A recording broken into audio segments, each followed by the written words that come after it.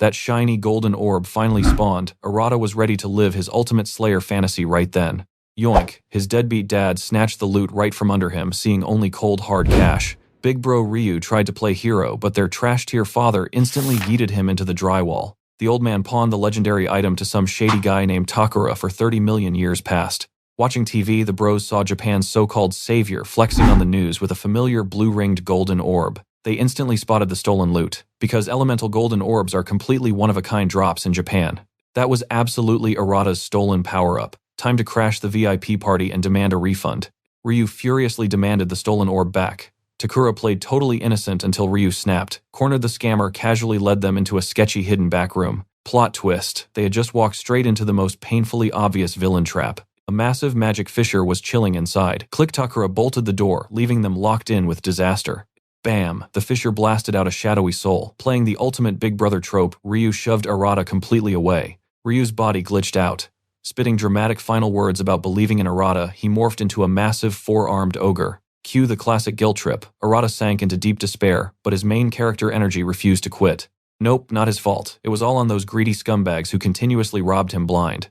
Right on cue, a pitch-black orb spawned. The system had definitely been secretly eavesdropping. YOLO. He grabbed the sketchy orb and absorbed it. Instantly, a ridiculous wave of agonizing transformation pain completely wrecked his body. Screaming his lungs out, a sweet system window popped up. Ding, he just unlocked the ultimate Demon Realm protection buff. Talk about an insane starter pack. He scored epic tier skills like Blast Shadow Blade, Blast Armor, and BlastFlash.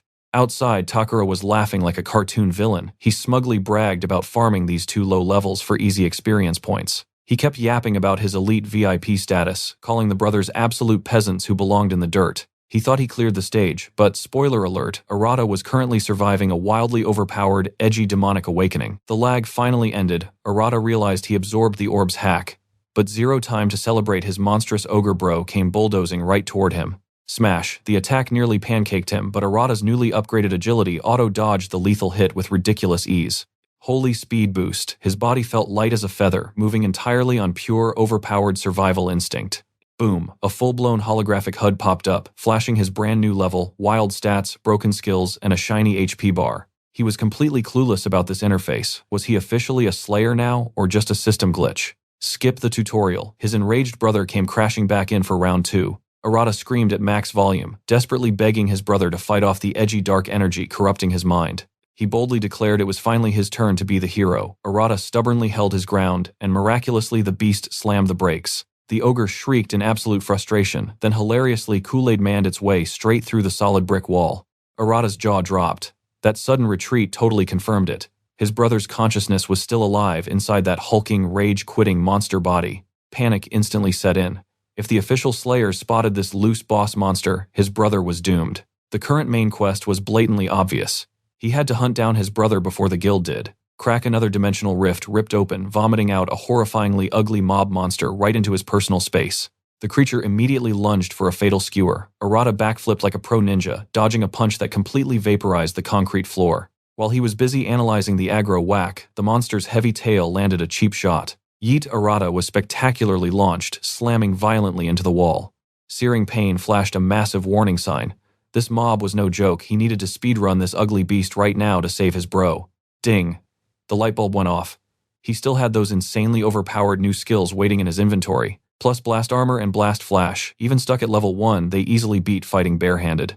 Embracing his new Slayer status, main character confidence surged through his veins. As the beast charged, he screamed and activated his very first BlastFlash. Boom! A massive shockwave of dark energy exploded spectacularly, launching the monster backward. But mobs do not respect cooldown times. It relentlessly charged again, pinning him against the rubble as his stamina bar hit rock bottom. Seriously, he had just unlocked the ultimate overpowered Slayer class he literally dreamed of. Was this really his game over screen? Fading fast, he wondered if he would wipe out before finishing his very first rescue quest.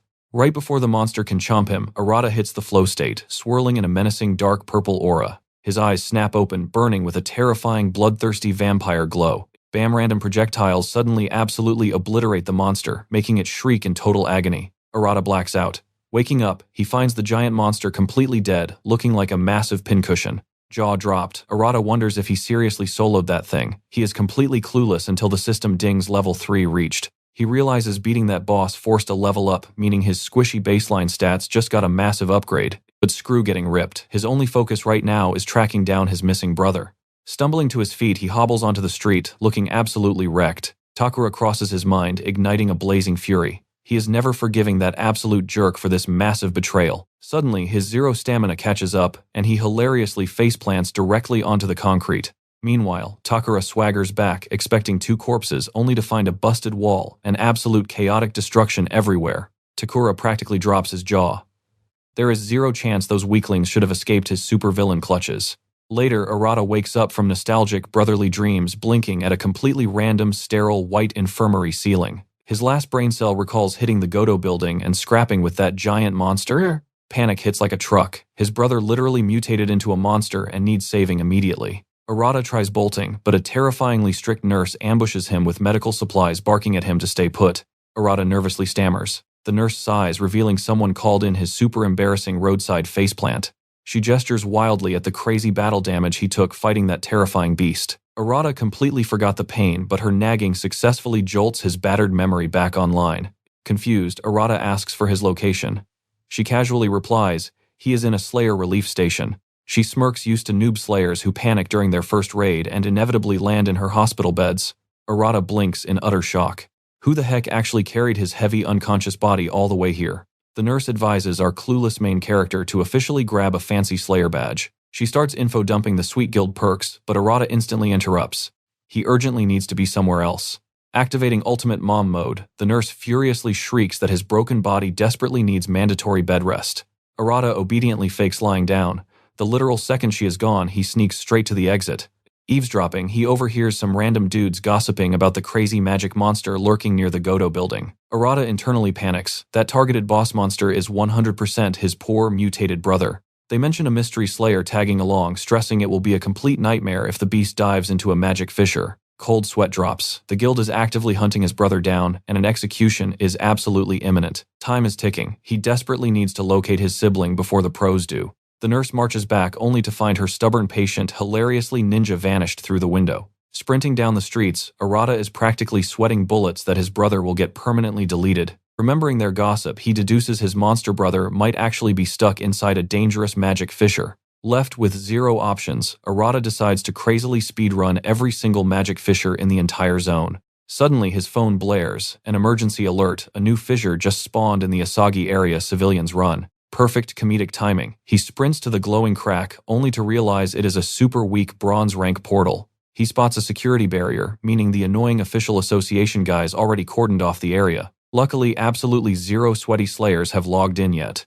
Entering his very first dungeon, his knees are knocking, but brotherly love forcefully overrides his pathetic newbie terrors. The literal second he crosses the threshold, the system triggers a shiny alert for a new dungeon challenger. Arata stands completely mind-blown. The inside is a massive, scorching desert dungeon, totally defying real-world physics. Clueless about his brother's spawn location, he violently gulps and marches deeper into the sandy death trap. Ding! A wild mission notification pops up, demanding he absolutely destroy the raid boss. Relying on basic gamer logic, he figures the big bad boss is definitely camping at the deepest, deadliest part. Yet, absolute dread echoes in his mind. Will his pathetic level actually be enough to crush the terrifying freaks lurking ahead? Suddenly, a level 3 abomination blocks his path. Sure, he scraped by yesterday, but today he is sweating bullets. With no escape route left, our main character opens his system window and summons his badass Shadow Blade. Phew, it actually worked. The beast instantly lunges for a lethal bite, but Arata perfectly deflects it with his shadowy weapon. Muscles screaming and teeth gritted, he desperately pushes back. Every ounce of his beginner strength is being tested. Boom! The sheer physical force sends him skidding backward. Welcome to the terrifying reality of fighting actual dungeon monsters. All those brutal sparring sessions with his brother, yeah, that basic training feels utterly useless against these absolute units. Shaking off the panic, he completely blitzes forward. A flurry of shadow strikes shreds the beast into pixelated confetti. Ding! A sweet system notification pops up. He just leaped from level 3 straight up to level 5. But celebration time is cancelled. A whole swarm of bloodthirsty fiends suddenly spawns, sending pure terror right down his spine. What an absolute scam. How on earth is a lowly bronze rank dungeon puking out this ridiculous monster army? Panic mode activated. If this entire monster squad rushes him at once, will he just become their afternoon snack? Swallowing his dread, Arata completely shifts his battle stance. He refuses to die in this miserable place. He actually stands a chance against this mob, that is, if he can reawaken that completely broken skill from yesterday. As the hideous stampede charges, reality hits him like a truck. He has absolutely zero clue how to trigger his cheat skill. Right before becoming Monster Chow, an apocalyptic hellfire suddenly erupts and absolutely vaporizes the entire horde. Jaw dropped. Arata hears an imposing voice demanding to know what crazy skill he just used. Too stunned to speak, our boy is completely hypnotized by that majestic screen-shaking firepower. The mysterious powerhouse glares at him suspiciously. He casually mentions that the Hunter Association tipped him off about a rogue, unidentified slayer. After witnessing that messy encounter, he completely assumes Arata is this highly dangerous rogue target. One look at the guy's blazing aura and Arata immediately recognizes him, a legendary gold-rank slayer, wielding terrifying fire magic. This arrogant heavyweight is Ryo Kujian, absolute beast representing the prestigious Lion Flame Guild. Backing him up are two elite silver ranks, Shu Makishima and Hayato. Akagi Arata is completely sweating. Why is one of the 5 great kings slumming it down here? Annoying straggler beasts dare to interrupt the chat. Ryo literally snaps his fingers, instantly nuking them into fine ash. He is completely flexing his monstrous fiery aura just to intimidate our main character. The intimidation tactic totally works. Arata is shaking, witnessing a gold rank's godly destruction firsthand. Ryo strides forward, visibly annoyed. He casually points out that this basic bronze fissure has a ridiculously illegal amount of spawning monsters.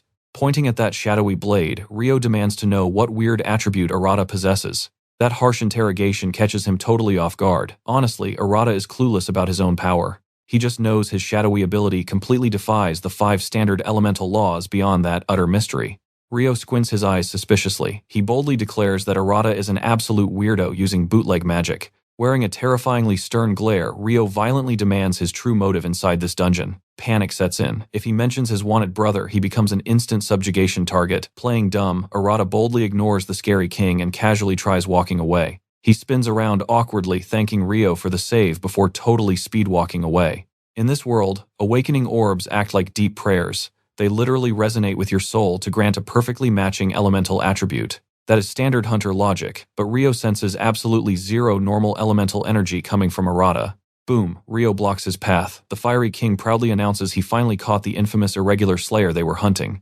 Arata nervously pumps the brakes. He loudly argues he knows literally nothing about any irregulars and really must leave. Unfortunately, Ryo cruelly reveals he has strict association orders to drag him in. Grinning wildly, Ryo says nothing is personal. He violently lunges forward with a devastating flaming fist. Split-second reflexes activate. Arata desperately raises his shadowy blade, attempting to block the incoming apocalyptic inferno. Absolute horror washes over him. Ryo's overwhelmingly oppressive hellfire literally melts his precious shadow sword away.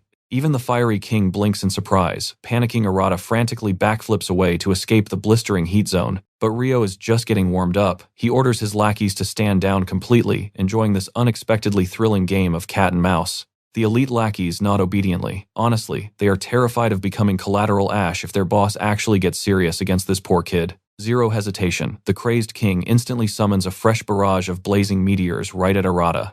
Danger alarms scream in his head. Arata scrambles like a madman, diving behind a massive boulder to dodge the lethal explosion. As the smoke clears, Ryo flashes an evil grin. Surrender now, or become a permanent pile of crispy ashes. Crouching behind a boulder, Arata realizes a harsh truth. If this overpowered maniac catches him, finding his missing brother is completely doomed. Suddenly, Ryo launches himself skyward. He blasts a massive heat-seeking fireball straight at our panicking main character's exact hiding spot. Knowing that stealth is completely useless, Arata desperately dives away, dodging a super crispy death by a single hair. Ryo strikes a smug, villainous pose, loudly declaring that playing hide-and-seek will not save him. While this pyromaniac laughs his head off, Arata desperately scrolls through his glowing system window, hunting for a total miracle. He urgently needs an absolute game-changer to survive this literal crazy fire lord who genuinely wants him roasted alive. Bingo. Arata locks onto a totally clutch system skill. He slowly rises to his feet, and his shifting aura instantly warns Ryo that this weakling has suddenly transformed into a completely different beast. Arata thrusts his hands forward defensively. Naturally, the arrogant Ryo mocks him, claiming that any pathetic struggle is utterly pointless. Without missing a beat, Ryo aggressively spams a devastating fireball barrage. Right before turning into ash, Arata activates his crazy new cheat skill and literally eats the blazing flames. The spicy snack clearly hurts, but our boy stays standing. Rio finally realizes this kid is absolutely not a normal pushover. Refusing to lose face, Rio flexes an even more terrifying fiery aura, cockily demanding Arata's immediate surrender to avoid total cremation. Arata summons an epic, elongated shadow blade. He shouts that his brother needs him, so losing is impossible. Surprisingly, hearing the word brother instantly shatters Rio's total focus, leaving him completely wide open. Seizing this massive opening, Arata instantly rockets toward his opponent. Rio snaps out of his daze only to see Arata flying through the air, shadow sword fully swinging, barely reacting in time. Rio desperately blocks the heavy fatal strike with his reinforced wrist armor. He barely survives the heavy clash, deeply shocked by the sudden monstrous shift in Arata's dark aura. Following an intense stare down, Arata smoothly disengages, calmly stating that he is way too busy for this dramatic fight. Rio is absolutely flabbergasted by this sheer disrespect. Catching his breath, he firmly warns Arata that truly protecting loved ones means he must become strong enough to easily crush the boss.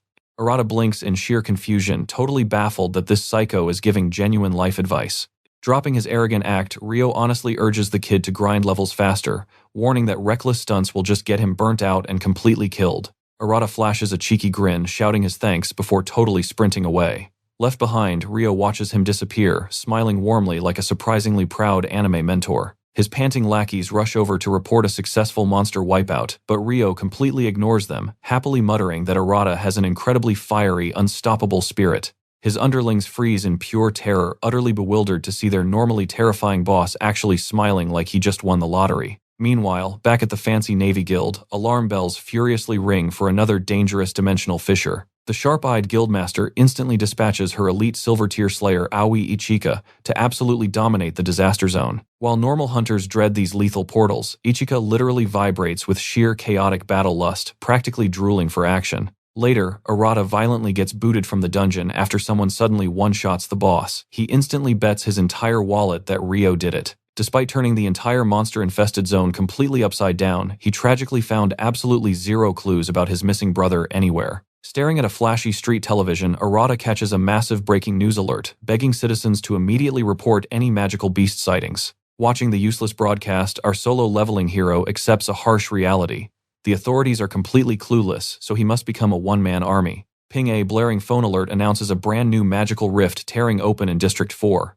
Panicked emergency texts immediately spam every local resident, loudly screaming at them to evacuate the deadly danger zone. Realizing this chaotic outbreak is literally right down the block, Arata knows he absolutely has to crash this deadly monster party. He violently sprints toward the glowing zone intensely, praying that greedy rival hunters have not stolen his entrance yet. Arriving at the scene, he spots a glowing bronze-tier portal. Since the terrifying dungeon remains untouched, a desperate hope flares that his lost brother is actually trapped inside.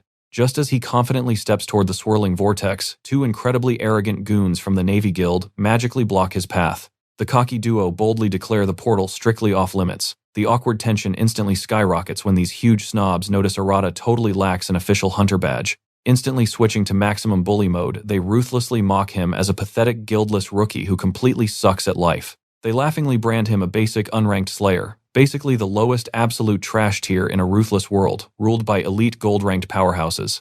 Arata mentally facepalms at their sheer audacity, silently wondering which circus these two loudmouthed, totally delusional clowns actually escaped from. Still yapping like annoying small dogs, the henchmen loudly brag that their overpowered elite master is officially claiming this dungeon. With zero hesitation, they arrogantly ban everyone else from entering, strictly highlighting that absolute garbage like Arata totally belongs in the dumpster. Completely ignoring their ridiculous, annoying, elite complex, Arata firmly replies that he actually has a very desperate, time-sensitive mission and simply must breach this portal right this very second. The smug jerks laugh brutally, stating they do not give a single damn about his sad backstory. Escalating the bullying from verbal to physical, they suddenly unleash a vicious magical attack, but Arata flawlessly sidesteps their sudden attack with absolute total ease. Keeping his hands down, he politely warns them that he is genuinely rushing. But seeing these clueless fools blindly begging for a beating, Arata finally decides it is time to serve up an absolute smackdown. Summoning his terrifying dark shadow blade, he explosively dashes forward, fully ready to teach these cocky guild snobs the true horrifying definition of pain. Suddenly, his feet freeze in place. Looking down, he realizes those annoying punks triggered a sticky mud trap. In a flash, he starts sinking into the muck. It is a bottomless pit. If he cannot escape, it is game over. Arata glares at the smirking duo completely trapped and running out of time. Suddenly a sharp voice cuts through the air demanding to know what they are doing to Arata. The bullies spin around only to face Aoi. The duo freezes in pure shock. She was definitely not supposed to be here. Wasting zero time, Aoi unleashes her aura. A rushing wave of water instantly blasts Arata out of the deadly mud. She demands to know why fellow hunters are clashing. Gasping for air, Arata reveals these two jerks blocked him from entering the dimensional fissure. Aoi knows exactly what is happening. Greedy hunters constantly hijack uninvestigated fissures to hog all the epic loot. One glance confirms it. These trashes are exactly that type of selfish slayers. Realizing Aoi will ruin their greedy scheme, the duo decides to eliminate her. Smirking, they think it is an easy win. After all, she is just a weak support class.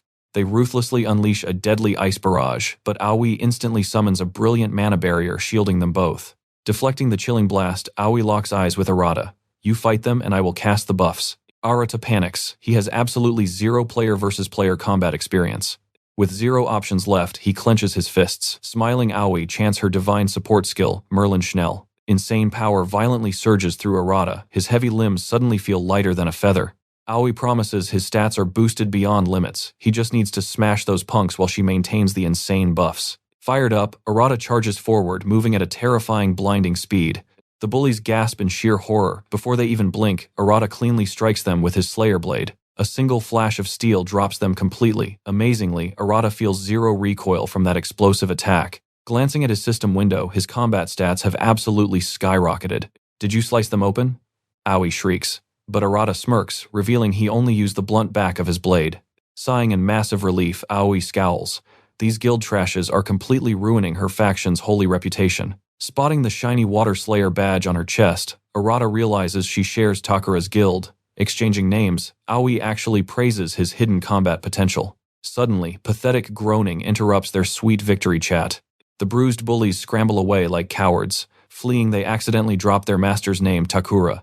That notorious name instantly makes both Arata and Aoi narrow their eyes. She swears to report Takura's shady backstab to their guildmaster Rei. With the trash gone, Aoi redirects her focus to the glowing fissure. Arata hesitates nervously.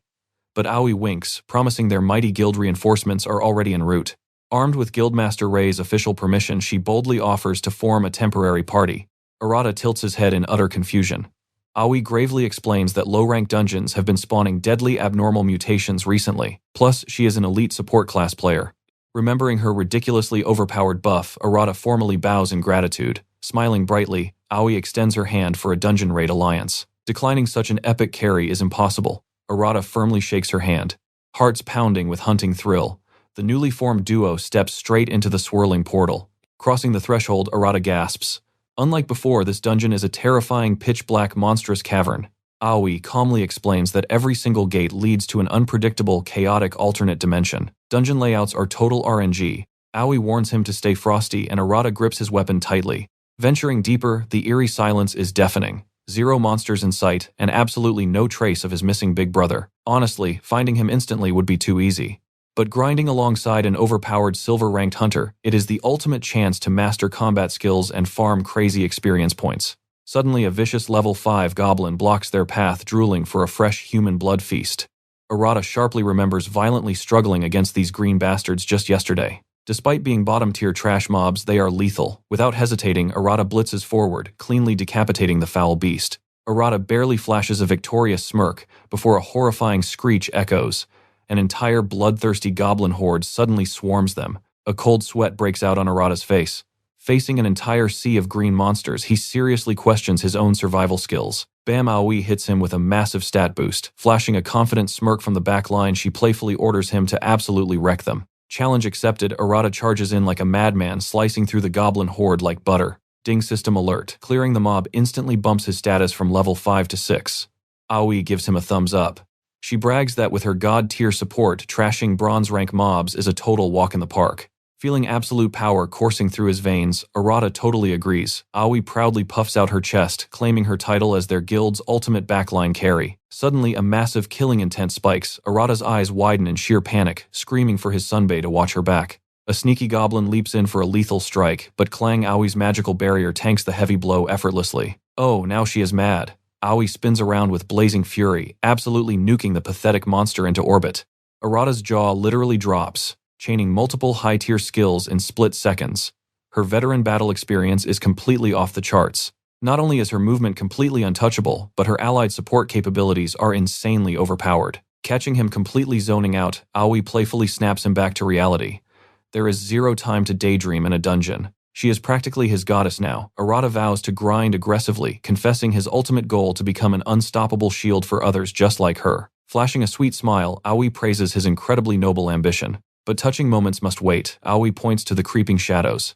Arata violently snaps to reality. An entire goblin legion has fully surrounded them. The monstrous numbers are absolutely staggering, yet glancing at Aoi, her composure remains as chillingly calm as solid ice. Another massive buff envelops him. Aoi gives the green light, ordering her junior to sweep the absolute trash. Fueled by his senior's legendary buffs, his combat spirit burns brighter than ever. Arata launches forward like a cannonball, turning the front line into an absolute slaughterhouse. Heads roll and monster blood flies. With every lethal strike system, notifications flood his vision. In mere seconds, the overwhelming monster wave is completely wiped out, leaving 0 survivors behind.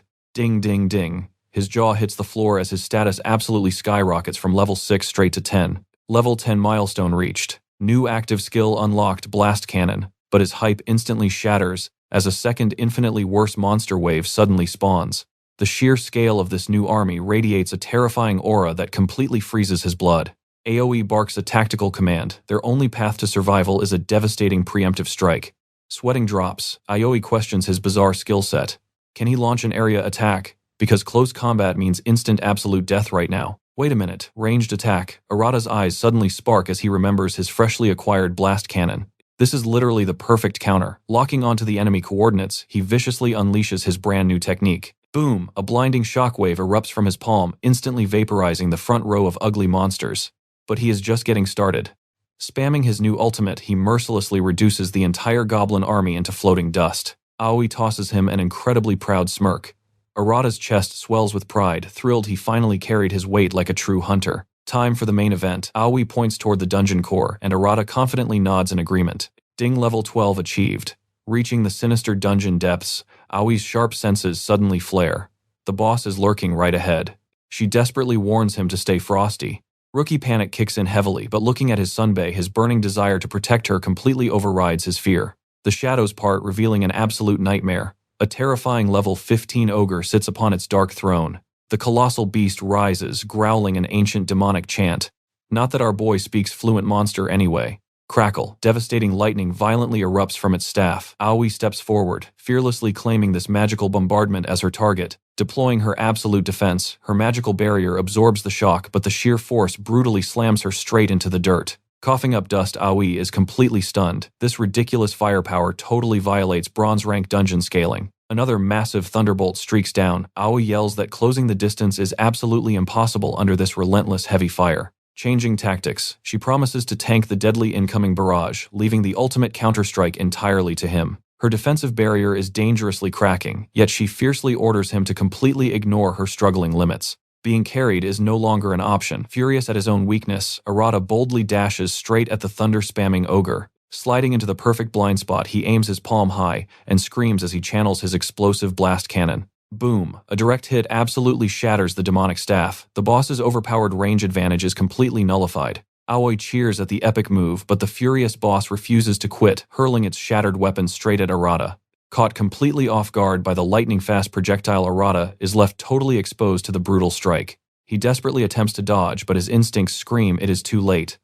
In a flash, the jagged metal tears brutally right through his flesh. Crimson spills from Arata's lips as he slams heavily into the dirt. Panicking, Aoi dashes over at top speed to save her fallen comrade. She instantly summons a protective barrier, channeling her magical abilities to pour healing energy into his massive wound. Like magic, the horrifying gash knits itself back together. Arata violently coughs up blood, finally managing to drag himself upright. Aoi warns him that her quick patch-up is merely temporary, nervously asking if he can stand. Arata smirks, thanking his healer and promising he is ready. But their relief shatters. The monstrous giant is already stampeding right back toward them. Arata sweats bullets, utterly baffled by how fast this massive tank can move. The beast raises its colossal fist, fully intending to crush them into absolute paste. Boom! Aoi's shimmering energy shield violently takes the impact. Her barrier trembles under the overwhelming pressure.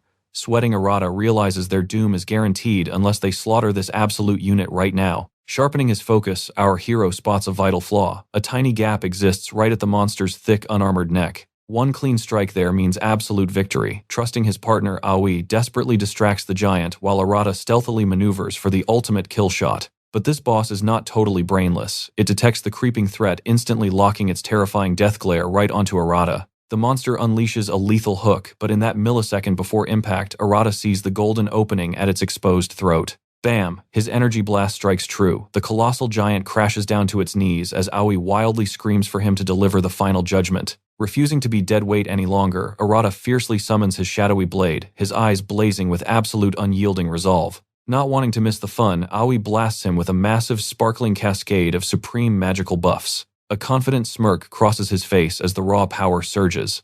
Arata sprints, launching himself into the air for one glorious all-or-nothing execution strike. Slash! The overwhelming force of his shadow blade cleanly severs the massive beast's ugly head straight off. A gruesome fountain of crimson erupts as the boss is defeated. Gazing upward, a glowing system notification happily announces his brand new level up. Beaming with pride, Aoi happily bounds over to her victorious partner, enthusiastically raising her palm for a high five. Caught slightly off guard by her energy, our tired hero warmly smirks and slaps her hand in victory. With the dungeon master dead, the dimension violently shakes. The duo sprints for the exit before this collapsing space becomes their rocky tomb. They dive through the portal mere seconds before the rift vanishes forever. Arata sighs, failing to locate his brother, yet acquiring incredible new strength. Mid-thought, his adrenaline utterly crashes and he face-plants directly into the hard dirt from pure exhaustion. Seeing her battered teammate Aoi tightly grips his wrist, dragging him along. Arata groans internally, hilariously dreading yet another miserable trip to the boring hospital. But plot twist, she actually hauls his exhausted body straight into the massive Navy Guild. Dumping him in a fancy lounge with some fresh clothes, Aoi promptly bounces out the door, claiming she urgently needs to file an official quest report. 15 agonizing minutes pass. Our bored hero wonders if she got lost foolishly deciding to wander the massive corridors to investigate the bizarre delay. Stepping out, a sprinting woman clumsily trips directly toward the floor, but Arata smoothly catches her in a totally classic romance trope moment. He prepares a charming smile when a terrifying realization suddenly hits his brain like magical bricks. Nope, abort mission. He hilariously crushes any blossoming romantic tension, abruptly turning on his heel and sprinting wildly toward the exit. His brain finally connects the dots. That clumsy lady is actually the legendary Navy Guildmaster. Getting interrogated by her would equal absolute disaster. Meanwhile, a baffled Ray blinks at the fleeing boy like he is crazy. Shrugging off the weird encounter, she strolls into the meeting room to find Aoi. The Guildmaster offers a warm greeting, but Aoi instantly skips the pleasantries. Her face turns dead serious, indicating a massive crisis is brewing. The healer explodes with rage, aggressively venting about Takatura's treacherous villainy happening directly behind their backs. Aoi refuses to pause, forcing a totally overwhelmed Ray to frantically demand she calm down. Finally regaining composure, Aoi drops the horrifying truth bomb. Takatura has been illegally manipulating the dangerous dungeon portals for his own sinister gains. Ray's eyes widen in absolute shock. Her aura flares as she silently vows to crush that corrupt scumbag completely by herself. Yet her thoughts bizarrely drift back to that runaway boy.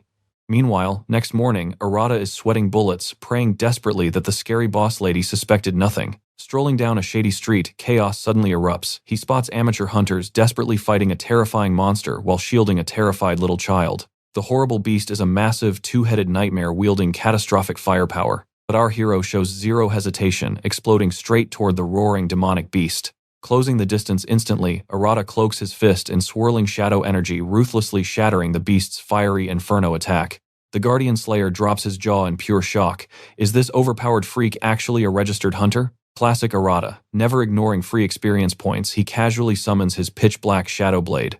The veteran Slayer completely short-circuits at this unheard-of aura. Now our main character stands squarely between the trembling kids and absolute doom. The monster charges, but holding a flawless stance, Arata delivers one devastating thrust. Boom! The terrifying beast is instantly deleted. But plot twist, a mysterious Slayer watches from the shadows, suddenly extremely interested in our boy. Meanwhile, at the Japanese Slayer Association headquarters, the legendary Five Kings have finally gathered. Meet the big bosses, Doju from Seiwa, Ryo from Leon, Flame Ray from Navy, Takuto from Jade Sky, and Shion from Kaizen Guild. Doju kicks off the elite meeting. Topic number 1. The ridiculous spam of magic fissures popping up everywhere. Ryo totally agrees, complaining about a bronze rank gate that recently glitched out and vomited a whole horde of monsters. Ray chimes in. Random boss monsters are crashing low-level gates, completely ignoring official difficulty rankings. But Ryo shrugs it off like a total boss. To him, just a spicy training routine for weaklings. Takuto flashes a shady smirk, playfully roasting Ryo for being such a careless meathead. Instantly triggered Ryo slams his hands down to violently roast him back. Ryo loudly brags about his guild's achievements, while Takuto just peacefully ignores the raging firehead. Switching gears, Ray genuinely wonders what triggered this sudden chaotic server event. Doju drops a heavy theory. The magic beasts themselves are evolving, glitching the entire gate system. But he firmly reassures the squad. Whatever this weird update is, it will definitely expose the core truth. He strictly orders everyone to report any micro changes. The elite guild leaders instantly nod. Next agenda, a rogue unregistered player who keeps speedrunning random fissures without a proper license. Nobody knows his motives. But Doju suspects this weird evolution isn't just buffing the monsters, it's mutating human slayers too. Ray gasps. An exact match of that rogue player crashed her guild, recently flexing an insanely illegal skill tree. But before she could interrogate him, poof, the guy vanished completely. Plot twist. The rooftop stalker was actually Takuto, but the snake keeps his mouth completely shut. Rai theorizes this mystery guy thinks he's a special protagonist entirely too cool for mainstream guilds. Takuto sharply interrupts with a crazy hot take. What if Arata is secretly a disguised magic beast?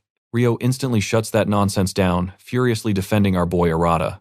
Ray is totally stunned that Ryo actually met him. Busted Ryo stops playing dumb. He admits the kid is an absolute powerhouse, but there is zero chance he's a monster. Takuto bursts into creepy laughter, brushing it off as a harmless little troll joke. Doju finally declares that capturing Arata is just an optional side quest. They have zero legal evidence to arrest him. Shion finally breaks her silence. If the boy hates socializing, why obsess over a solo player? Delivering her absolute first opinion, Shion immediately stands up like a total baddie. Time for her exclusive tea party. Near the exit, she spots a weird camera above the door. She is totally clueless about it. Surprise, the ultimate creep Takuto secretly planted that hidden camera spying on his own elite team.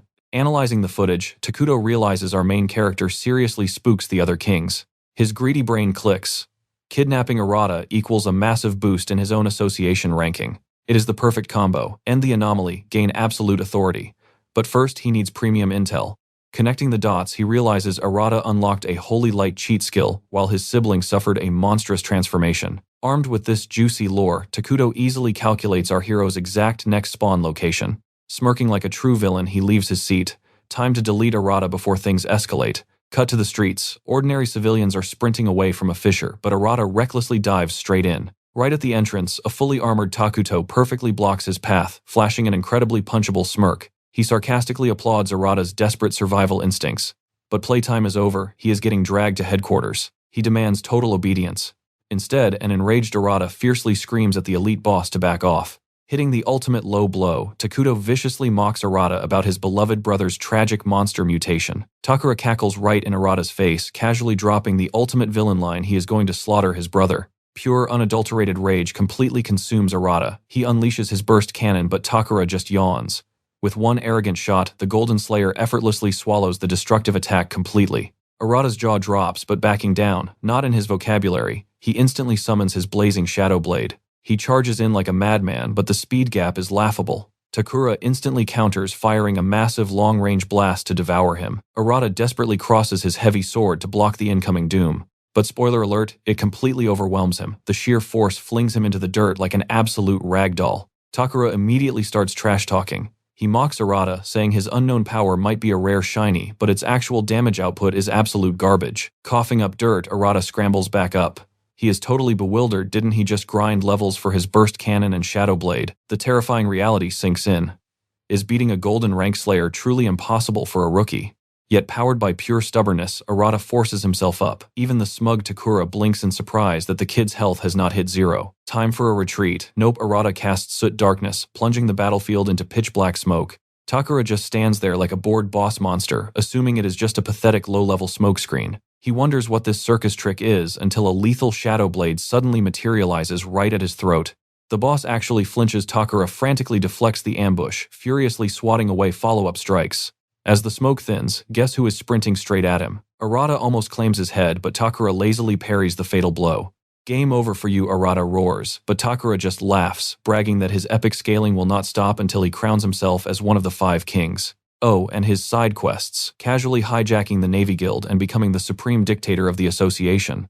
Arata loudly calls out his delusions. He refuses to be a bystander, while a total psychopath tries to sit on a king's shiny throne. Bam! Takura swats Arata away like a mosquito, telling the trash to stay in the dumpster.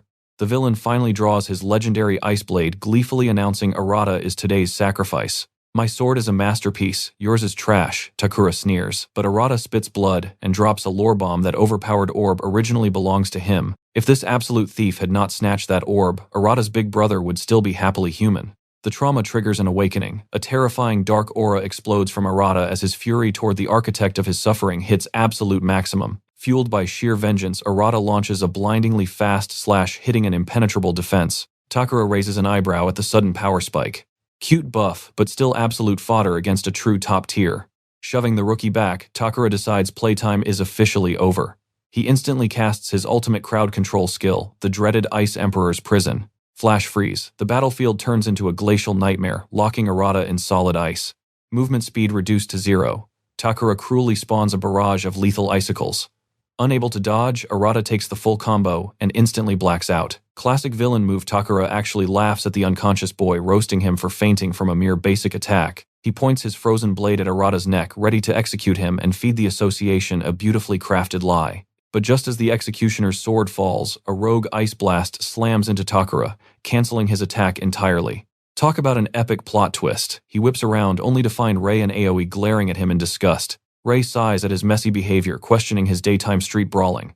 Takura panics at the guildmaster, who coldly reveals she has been spectating this whole clown show. It is blatantly obvious now the moment the cat is away. This golden mouse loves playing God.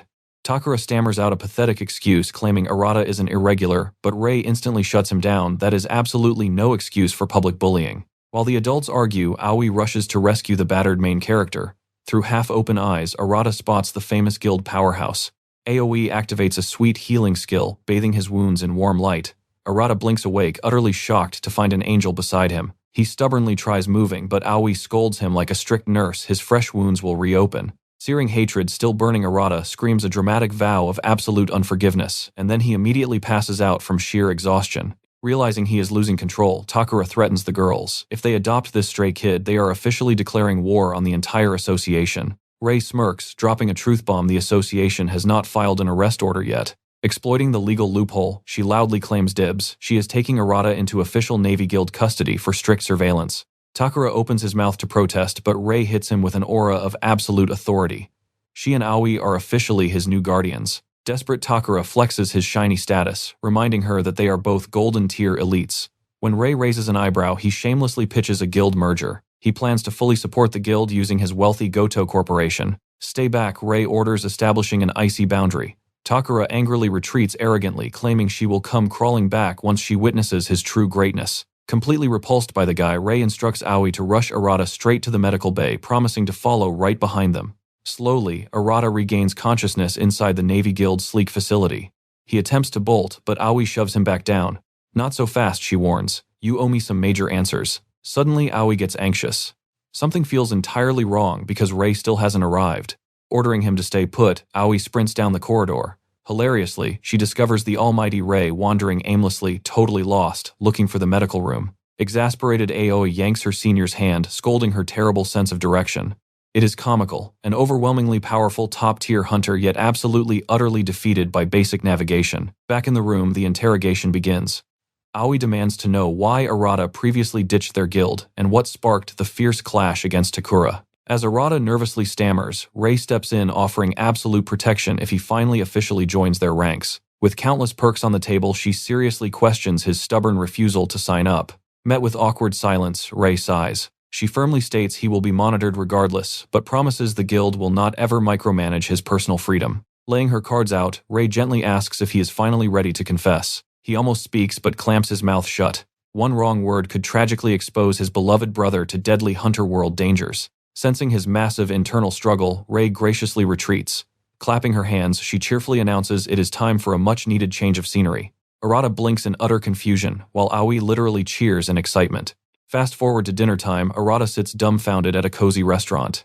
He actually escaped that high-tension interrogation completely unscathed. Aoi playfully points out his insane dungeon grinding streak. Grinding levels is cool, but even an obsessed workaholic hunter desperately needs some actual downtime. That logic instantly hits home. His stomach aggressively agrees because he hasn't eaten a real feast lately. A glorious mountain of premium meat and mouth-watering dishes miraculously awaits him. He figures a tiny break will not hurt right before resuming his desperate quest to locate his brother. AoE gleefully insists he devour everything, bragging that it is proudly on the guild's hefty tab. Totally overwhelmed by their kindness, guilt painfully tugs at Arata's heart. These powerful girls keep relentlessly saving his neck, yet he hasn't offered anything in return. Should he really accept this heavenly feast, his raging appetite loudly decides there is zero chance of resisting this. Arata viciously attacks the food, gratefully mumbling his profound thanks between massive bites. Actual tears dramatically stream down his cheeks. This divine taste is pure heaven after starving. The girls happily dig in too. Looking at their bright smiles, Arata deeply wonders if acquiring that mysterious orb was the sole reason this magical evening happened. Once the plates are wonderfully cleared, Rei's sharp, calculating gaze instantly returns for a serious chat. Generously, she offers an open floor. He can counter-interrogate her about absolutely anything. Did his awakening happen recently? Aoi smirks, playfully poking Arata about his insane luck, scoring an exclusive, ultra-rare private interview with their legendary guildmaster. Seizing this golden opportunity, Arata boldly looks right at Rei, preparing his ultimate burning question. How exactly does their massive system detect newly spawning magical gates? He secretly desperately needs to farm these zones before Takura does. Rei coolly explains, it is purely scientific, exactly like forecasting natural disasters. They precisely calculate shifts in geomagnetism, gravity anomalies, and historical mana disturbances. Fusing this complex data pinpoints exactly where a dangerous new gate will violently erupt. Sadly, accuracy sits around barely 60%. Aoi silently gasps, seeing Rei genuinely smiling, an ultra-rare sight. Ping Rei's specialized phone flashes red. A brand new terrifying gate is spontaneously opening near the LK skyscraper. The system's rapid threat assessment aggressively confirms their worst fears. A deadly silver-ranked portal. Rei's relaxed demeanor instantly vanishes into thin air. She abruptly stands, declaring playtime is completely over and their cozy feast is officially cancelled. Expecting brutal, high-tier monstrosities to pour out, she glances at Aoi, who instantly bravely volunteers for the raid. Zero hesitation. Arata bravely jumps in, boldly insisting on joining the front line alongside his amazing new teammate. Staring him down, Rei finally gives him the ultimate green light to enter. She sternly warns him not to get cocky. Arata firmly nods, swearing his absolute utmost guard will remain highly raised. Internally, Arata is super hyped, thanks to his crazy hidden leveling system. A mere silver rank gate sounds like the perfect playground. Gear equipped. The trio rapidly charges straight toward the flashing anomaly's dangerous ground zero. Bingo. A silver-ranked fissure tears through reality exactly as predicted. Sensing the absolute thrill bubbling up inside Arata, Aoi gently checks in to see if he is mentally prepared. With a ridiculously confident grin, Arata assures her he is perfectly fine. This fissure, total cakewalk. Without hesitation, the duo plunges into the glowing portal. However, this time they instantly spawn inside a desolate ancient ruin. What actually creates these twisted rifts, Arata wonders aloud. AOI explains they are monster habitats, but honestly, nobody truly knows the dark secrets hiding inside. Usually defeating the boss shatters the domain completely, but Aoi suspects some of these cursed dimensions might just stay open forever. Hearing this terrifying theory sends a sudden chill down Arata's spine. While Arata jokingly complains about the suspiciously empty ruins, an ominous rumbling suddenly echoes from the shadows. Boom! A level 25 sandworm violently erupts from the ground. It flashes a nightmare-inducing razor-filled maw before diving straight back into the dirt. Do not panic, Aoi shouts, instructing Arata to rely entirely on his sense of hearing. Focusing her heightened senses, she flawlessly tracks the beast's subterranean movements, predicting its exact strike zone just before it bursts upward. But wait, it gets infinitely worse. She detects multiple vibrations. They have been completely surrounded without even realizing it. Panic flickers in Aoi's eyes, but Arata just flashes a reassuring, overly confident smile. Leave this to me. Slamming his palm against the earth, Arata unleashes his shadowy soot, using it as a massive underground radar to feel the tremors. With his dark energy acting as a sonar, he maps out their paths. Bingo, he perfectly pinpoints the exact spot where the monster will surface. The very second the horrific beast erupts, Arata is already waiting, his dark shadow blade drawn and absolutely thirsty. Slash. The monster's head flies into the sky. As long as his radar is active, slaughtering these overgrown earthworms is going to be a total breeze. Aoi is utterly speechless. She laughs out loud, calling his brutal execution method a high-stakes game of whack-a-mole. Arata chuckles, revealing he spent his entire boring hospital stay brainstorming crazy new ways to weaponize his unique abilities. Stuck in that bed, he theorized that spreading his soot incredibly thin would create an ultimate sensory web connected directly to his mind. His intense mental image training had finally paid off. He is thrilled. His crazy theory actually worked. Plus, he now realizes his dark powers offer endless utility far beyond simply swinging a sword around. Aoi warmly praises his brilliant tactical mind. With a literal cheat skill like that, clearing out these worms will be an absolute joke. Relying on his dark radar, Arata ruthlessly exterminates the remaining mob until only the terrifying dungeon boss is left standing in the shadows. But the real fight is just beginning. Stay completely sharp, he warns. Stepping into an eerie ancient tomb, a sickening chill washes over Aoi. She frantically warns Arata that a highly sinister presence is lurking nearby. Before the words even leave her mouth, a massive death-infused stinger bursts from the sand directly behind his back. Just another worm, Arata assumes. No, Aoi screams in terror. If that deadly stinger even grazes them, they will face a truly agonizing, horrible end. Whoosh! The venomous spike violently strikes again from his blind spot. But this time, our main character is flawlessly prepared. In a blinding flash of superhuman movement, he pivots and cleanly severs the deadly stinger with his roaring dark blade. Nice try, Bug, Arata smirks. Hiding underground is utterly useless when his shadowy sensory soot is already monitoring every single grain of sand. Aoi is absolutely amazed by his genius foresight and flawless battlefield control. Your growth is terrifyingly fast, she admits. Arata just smiles, knowing his strength has skyrocketed, especially with an elite partner by his side. With his newly awakened stats, he feels completely unstoppable. Silver ranks, he could easily crush them and beyond. Rumble, the dungeon master finally erupts from its sandy grave. It is a furiously pissed-off level 29 death scorpion. Luckily, our hero already amputated its most fatal weapon during that sneak attack. But those gigantic, crushing pincers are still a nightmare. The beast violently swings. Clang Aoi bravely intercepts the brutal blow with her sturdy shield. However, the sheer brute force effortlessly pushes her back. Seeing her grit, her teeth, Arata instantly reacts. I cannot let her tank this alone, he realizes, kicking his agility into high gear. He explodes forward. The monstrous scorpion snaps its free claw, aiming to bisect him entirely. But with godlike agility, Arata easily dances past the deadly grip. Suddenly, he finds himself suspended mid-air. Aoi cast a brilliant water platform right beneath his feet, giving him the absolute perfect high ground.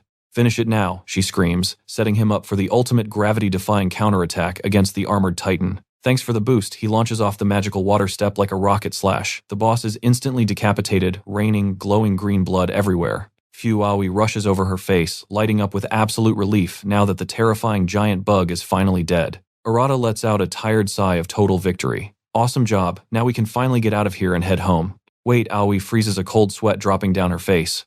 Why hasn't the system clear notification popped up yet? This is completely unprecedented and incredibly bad news.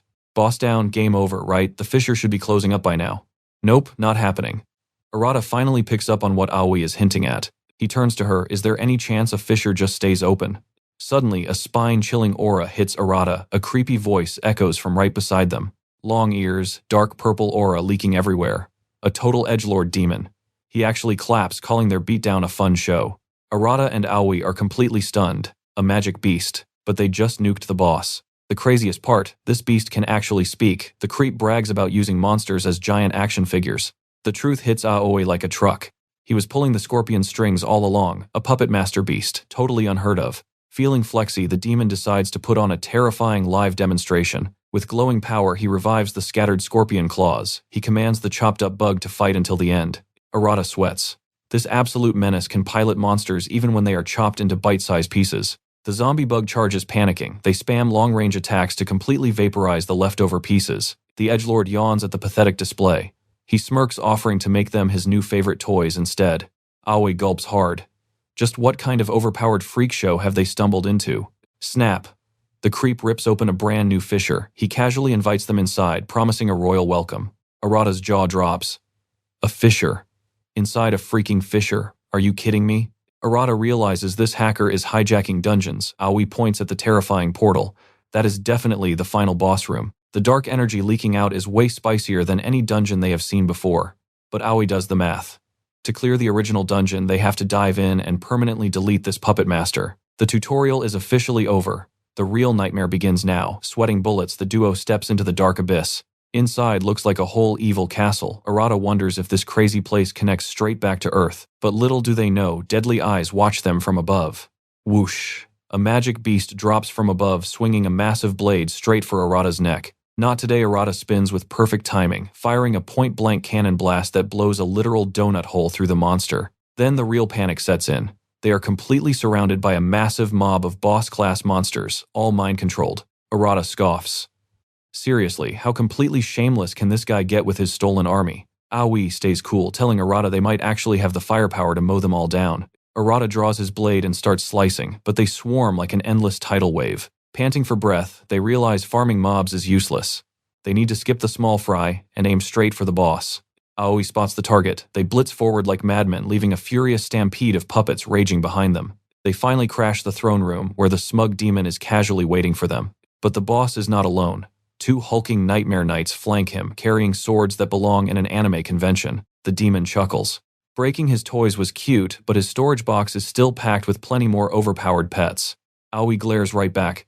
"We just have to kill you," she spits. Cut off the head and the puppets drop dead. The villain bursts out laughing. He calls their big talk completely adorable, reminding them they are just noisy garbage in his eyes.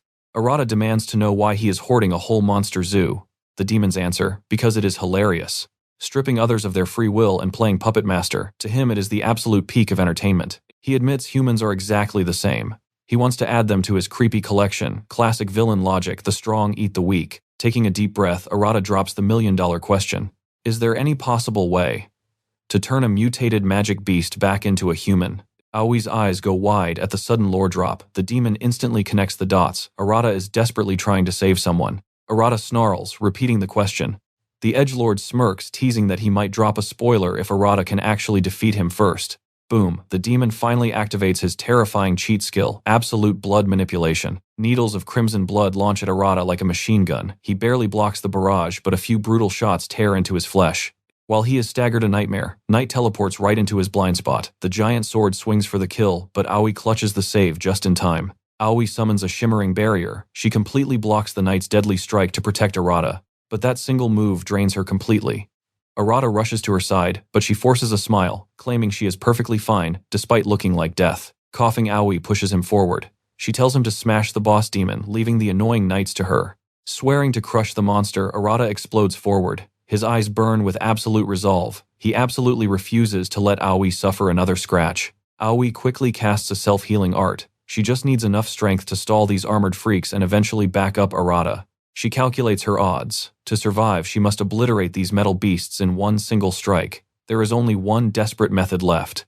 Channeling every last drop of her mana, she prepares her ultimate trump card. Boom, she unleashes a devastating energy shockwave, instantly shattering the knights into scrap metal. But the twisted armor simply regenerates. Aoi smirks through the pain. She already knew these annoying bugs would cheat death. Gripping her weapon, she prepares to brawl with the undead knights using the very last sparks of her power. Meanwhile, Arata closes in. The Demon King squints, amused that Arata is creatively plugging his fatal wounds by mixing black soot with his own blood. The fiend chuckles at this clever survival trick. With a twisted grin, he casually asks if Arata crawled out of the same hellish dimension. Arata freezes. He realizes this monster recognizes his unique system skill, but the demon skips the villain monologue, proposing they just fight to the death instead. It is a deadly showdown, the demon's cursed blood versus Arata's chaotic soot. A tidal wave of blood erupts, but Arata blasts it apart with a roaring soot cannon. The amused demon quickly shifts tactics. A razor-sharp blood whip snaps through the air. Testing his prey, the demon watches as Arata effortlessly severs it with a sleek shadow blade. Arata's fierce combat prowess makes the demon's blood boil with excitement. He spams a flurry of whip strikes, but Arata parries every single blow. Laughing like a maniac, the fiend dares Arata to unleash his absolute full power. Arata grits his teeth. He perfectly understands this battle of attrition will only drain his stamina until he drops dead. The demon brutally taunts Arata for being a completely boring opponent. Flashing a wicked, sadistic smile, he pushes the psychological limits by threatening to slaughter Aoi next. Without warning, he redirects a vicious blood strike straight at Aoi, who is already overwhelmed fighting the immortal knights. Panicking, Arata spins around and screams her name, but in that split second of distraction, a brutal blood spear violently pierces right through his back. Absolute shock washes over his face as thick red blood violently erupts from his mouth. Arata violently collides with the dirt. The demon cruelly laughs at his rookie mistake of looking away. Now it is time to turn this fallen hero into a mindless puppet. He readies the final execution spike, but miraculously, Aoi dives through the chaos, shielding Arata's broken body with her own. The demon clicks his tongue, annoyed she ruined his climax. Panting heavily, Aoi boldly admits this monster must be insanely strong to actually defeat her Arata. Ignoring the villain's trash talk, Aoi secretly channels her gentle water magic, desperately repairing Arata's fatal wounds in stealth mode. Catching onto her trick, the demon bursts into cruel laughter. He maliciously tells her that Arata threw his life away solely to protect her weak self. He gloats that her healing magic is completely useless now. Those toxic words pierce Aoi's heart like daggers, crushing her with the agonizing guilt of causing Arata's downfall. Horrific flashbacks flood her mind the day a savage beast slaughtered her sister Minato right before her eyes. The crushing trauma almost makes Aoi surrender to despair, but she bites her lip and forces her racing heart to calm down. This is cheap psychological warfare to break her spirit. Her eyes sharpen with fierce determination. She must buy enough time for Arata to fully awaken. Seeing the defiant fire still burning in her eyes, the sadistic demon decides to entertain himself by torturing them both. He violently snaps his blood whip at her face, but Aoi easily deflects it with a rippling water shield. Realizing she uses weak water magic, the demon cackles wildly. He launches a relentless barrage, yet Aoi flawlessly blocks every strike, proudly declaring her pure water exists solely to wash away tainted blood. Her incredible water attribute possesses the divine flexibility to seamlessly adapt to anything. It is the absolute peak of elite support magic. She grinded through hellish training sessions to perfectly master this exact supportive role. Suddenly, the arrogant demon notices his attacks growing incredibly weak.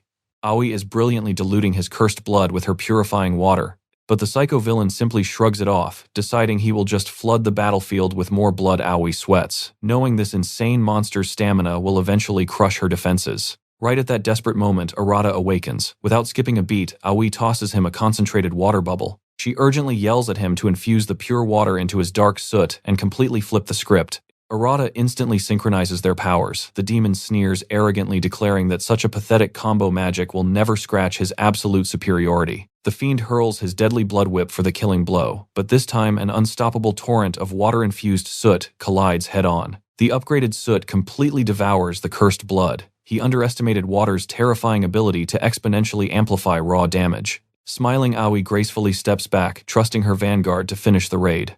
Radiating overwhelming aura, Arata rockets toward the shocked demon for the final strike. Arata's shadow blade sings through the air, carving a brutal, blood-splattering arc right across the demon's chest. The sheer impact rocks the monstrous boss to his core. The supposedly almighty demon hits the floor hard, groaning in absolute agony like a kicked puppy. Coughing up blood, he gasps that Arata is completely insane. No human has ever made him bleed. The arrogant boss simply cannot compute that his massive advantage has violently vanished. Cue the villain flashback. Valgad, the demon, remembers the exact moment he swaggered out of his dark domain. His loyal minions literally begged him to stay home, but he stubbornly refused. His underling totally warned him. They said the exact tiny detail he ignored would eventually come back to completely wreck his day. Valgad is sweating bullets. His minion was right. Meanwhile, Arata shoves his blade closer, demanding the secret recipe to cure humans from their magic beast transformations. But Valgad just starts cackling like a maniac. He stubbornly reminds our hero that spoilers are strictly for winners only. Arata absolutely loses it. Fury blazing in his eyes, he grabs the demon, screaming for the ultimate cure to save his beast-turned-brother. The demon sighs dramatically, looking like he is about to drop epic lore. Then completely trolls Arata. He bursts into mocking laughter, declaring it absolutely impossible. Once the ruthless system corrupts a human into a monstrous magic beast, it is game over. There is absolutely no reset button on that cursed transformation. All color completely drains from Arata's face. The devastating truth finally hits him like a freight train of despair.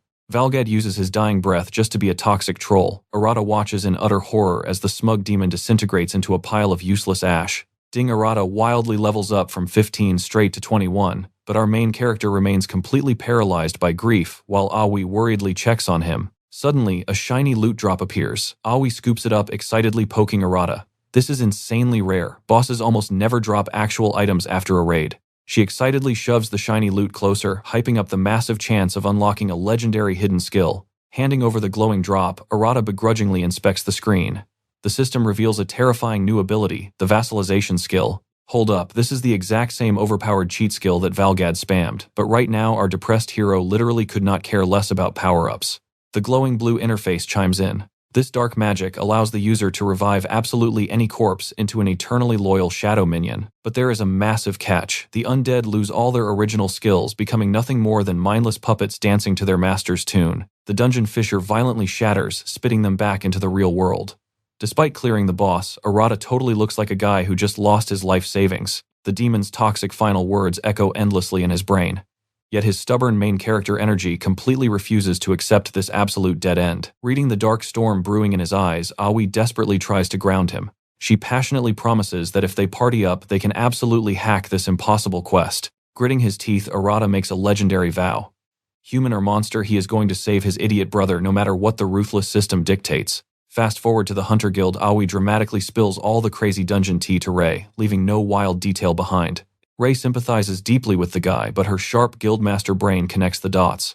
Arata's mysterious dark energy basically shares the exact same source code as the demon boss. Aoi drops a wild idea. They should literally kidnap Arata's monster brother and stick him in observation. She fiercely defends our boy. Even with his sketchy beast aura, he is a total softie at heart. Having fought back-to-back in the trenches of death, Aoi stakes her entire hunter reputation on his gentle soul. And if he ever goes full dark mode, she fiercely promises to be the one to knock some sense into him personally. Moved by her blazing determination, Rei officially greenlights the crazy plan. But she orders Aoi to let the poor guy sleep, promising to negotiate this chaotic idea with the higher-ups. Cut to Arata, finally dragging his exhausted feet back to his gloomy old apartment. The place is an absolute dump, looking like a goblin nest that has not seen a broom in centuries. Wandering the dusty halls, the crushing reality that his brother might never return violently hits him again. Right in the middle of his emotional breakdown crack, a glowing dimensional fissure violently rips open right inside his living room. What kind of broken system spawns a massive dungeon gate next to the couch?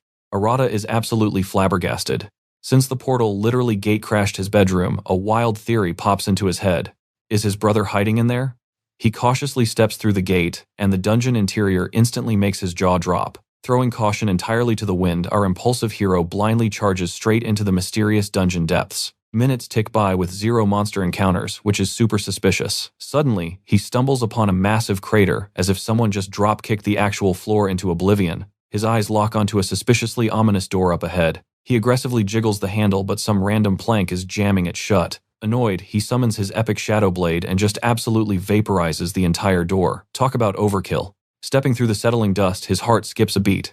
Standing there is his brother, but holy plot twist. He is now a terrifying level 38 boss monster with zero memories of his sibling. Ignoring the massive danger level, Arata bursts into absolute ugly tears. The impossible soul-crushing search is finally over. Sniffling like a complete mess, he yells that he searched everywhere. Who knew the missing guy was just camping inside a cozy living room dungeon this whole time? Acting ridiculously casual around a literal raid boss, Arata cheerfully calls him bro and casually invites the giant monster back to the couch. But his monster bro completely ignores the family reunion. With a terrifying roar, he fires a devastating energy beam that violently blasts our hero straight through the solid concrete wall. Coughing up rubble, Arata desperately refuses to draw his sword. He frantically screams his own name, praying some tiny shred of his brother's humanity is still listening. Big bro goes totally feral again. Arata pulls a crazy parkour move, landing right on his shoulder. He desperately tries to talk his bro down, praying his real soul remains. Talk about a brutal rejection. Arata gets mercilessly swatted away like a pathetic bug. Eating dirt, he panics, wondering if his beloved brother is permanently replaced by this raging beast. Ding, a crazy idea strikes. He suddenly remembers that insanely overpowered vassalization skill looted after totally crushing Valgad. But there is a massive, terrible catch. The brutal system actually requires his brother to be literally dead. While debating this horrific system prompt, Big Bro delivers another massive beatdown. Arata slams the pavement, utterly paralyzed by soul-crushing guilt over failing to save his own flesh and blood. The beast lunges in for the final kill, but out of nowhere, a high-pressure water blast totally obliterates his attack, sending the monstrous brother violently skidding across the dirt. Arata scrambles back up his jaw, practically hitting the floor. Who the heck just blasted his big brother? Cue the worst timing. Takura smirks from the shadows, casually calling our main character a pathetic loser. This absolute jerk strikes an exaggerated hero pose, loudly claiming he arrived just in time to save him. Nope, Arata instantly body blocks the guy, screaming at him to back off immediately. Takura clicks his tongue, completely triggered that Arata is actually defending a literal magic beast. The dots finally connect. That raging beast is Arata's brother. Arata glares daggers at Takura, furiously demanding to know why this absolute creep is here. Takura drops the fake act, shamelessly admitting he has been stalking Arata's every single move. He smugly declares nobody hides from the Navy Guild. While Arata is tied to them, his entire pathetic life is basically an open book. Protective brotherly instincts kicking in, Arata instantly summons his epic dark shadow blade. Takura summons his freezing ice blade with an evil smirk. He brags that killing Arata is totally legal now, since defending a magic beast is the ultimate guild treason. Hiding behind fake absolute justice, Takura vows to end Arata here. Fueled by blazing fury, Arata unleashes a massive slash, but the ice freak casually deflects the deadly blow. Takura mercilessly mocks our hero, asking if he actually has the sheer strength to protect it. Arata desperately screams his brother is still human. Ignoring the drama, Takura totally cheats by launching a nasty homing attack aimed straight at the helpless beast brother. Panic completely hijacks Arata's brain. He whips around frantically checking if his brother survived it. Rookie mistake Takura ruthlessly mocks him for dropping his guard mid-boss fight. Arata goes absolutely berserk, raining down furious strikes, but the ice user casually swats them away, telling the noob to stay down. Laughing like an absolute maniac, Takura promises a completely horrific 2-for-1 family execution special. Forced back by overwhelming pressure, Arata still refuses to yield, desperately screaming his brother's total innocence. Fueling his broken soul with their precious childhood memories, Arata completely resolves to shield his big brother against the entire world. Pure protective aura explodes from Arata. He blitzes toward Takura once again, and this time his blade violently hums with seriously heavy, utterly devastating power. The intense aura pressure forces the suddenly sweating Takura to instantly dodge backward. Still spitting pure trash talk about Arata being incredibly broke, Takura gloats that this entire family bloodline is finished. Confused and terrified, Arata completely freezes, demanding to know what that dark threat means. Takura flashes the absolute most evil grin ever, casually dropping a bombshell about slaying 2 other beasts. Yep, this absolute psychopath is actually talking about Arata's very own beloved parents. He proudly confesses to butchering them without an ounce of remorse, laughing about grinding his parents for free system experience points. What a monster. That does it. Arata totally snaps, erupting in a blinding storm of pure, vengeful aura. But Takura just casually yawns, promising an absolutely merciless and brutal death for our hero. Takura immediately activates his absolute most lethal Sub-Zero frozen ice technique. A terrifying 3-headed ice serpent slithers forward. Going full survival mode, Arata furiously swings his shadow blade, decapitating 2 frosty heads, but totally misses dodging the third. Takura ironically slow claps his sudden power-up, smugly insisting his strength is still completely useless. The final ice head rockets toward him. Out of stamina, Arata completely braces for a brutal impact. But at the absolute last microsecond, his monster brother miraculously leaps into the danger zone. Boom. Big Bro totally shatters the ice head, leaving Arata completely and utterly stunned. The beast mode sibling charges forward like a runaway freight train, delivering a legendary punch that absolutely launches Takura, crashing straight through the solid stone wall. Arata drops his jaw in pure shock. Is the real Big Brother actually still in there, perfectly recognizing the true villain of this story? Coughing up dust, Takura stares in absolute disbelief. A brainless monster actually guarding a weak human. His arrogant mind totally refuses to compute this insane anime logic. Shaking off the utter shock, Takura's eyes turn pitch black. He resolves to simply and ruthlessly slaughter them both. Arata's tactical brain totally fires up. Locking down this arrogant ice freak's movements is his only path to an epic victory. Flashback time. Remembering his epic trick with Aoi's water bubble, he slaps his palm onto the rough earth, flooding the entire battlefield with dense, suffocating soot magic. The arrogant Takura totally mistakes it for a cheap ninja smokescreen, instantly summoning his massive water magic to simply wash away the pathetic trick. Gotcha. The dark soot beautifully combines with the crashing water, instantly transforming into an insanely thick, inescapable glue-like trap. The cocky villain gets completely stuck in the gooey mud. Arata flashes a wicked smile, knowing this is the absolute ultimate chance to crush this murdering psycho once and for all. Arata vaults forward for the epic finishing strike, but out of absolutely nowhere, Takura violently blasts the sticky trap away with a massive burst of raw energy. Takura winds up for the kill, but boom, Arata's brother spawns behind him. Smash! The brother sandwiches, Takura triggering a massive shockwave. Arata literally cheers, convinced his big bro just one-shotted the villain. But hold up, celebration gets instantly cancelled when Big Bro suddenly coughs up crimson. Arata's jaw drops. Takura strolls out of the dust and practically slices his brother like wet tissue paper. Our main character screeches, but it is game over. Takura viciously deletes his brother's literal soul. Arata face plants in despair, watching his sibling crumble into literal pixels. Pure denial until the system dings boss room totally cleared. Fast forward to a sobbing Arata. Takura arrogantly looms over him, hitting him with the classic villain speech. This dude mercilessly roasts our boy, mocking that one shiny new skill cannot beat reality. Cue the main character's mental snap. Arata softly whispers a promise of absolute gruesome murder. Tears flowing, Arata stands up. A pitch-black, menacing aura explodes. The whole room drowns in terrifying shadows, giving Takura major creep vibes. But Takura literally yawns. He has swatted down Arata's edgy protagonist phases before, so he 0% cares. Cocky as ever, Takura brags about ending this entire franchise with a single swing. Whoops, pitch black soot swallows Takura instantly. Bam, Arata baseball swings his blade so violently that Takura gets knocked outside. Crashing into the ground, Takura writhes in agonizing pain. His brain is completely short-circuiting over losing to a certified weakling. Arata menacingly approaches, dropping the coldest line, killing him 1,000,000 times, still would not quench his rage. The villain is absolutely flabbergasted. He is actually shaking in his boots against the bottom-tier trash. Pride taking over, Takura desperately scrambles up to secure the final killing blow. Ultimate move activated, but nope, Arata's shadow greedily eats the attack. Instant karma hits as shadow blades ruthlessly pin Takura to the concrete. Looking like a literal demon king, Arata stalks forward asking if playtime is already over. Panic mode unlocked, Takura's single brain cell screams to run for his life.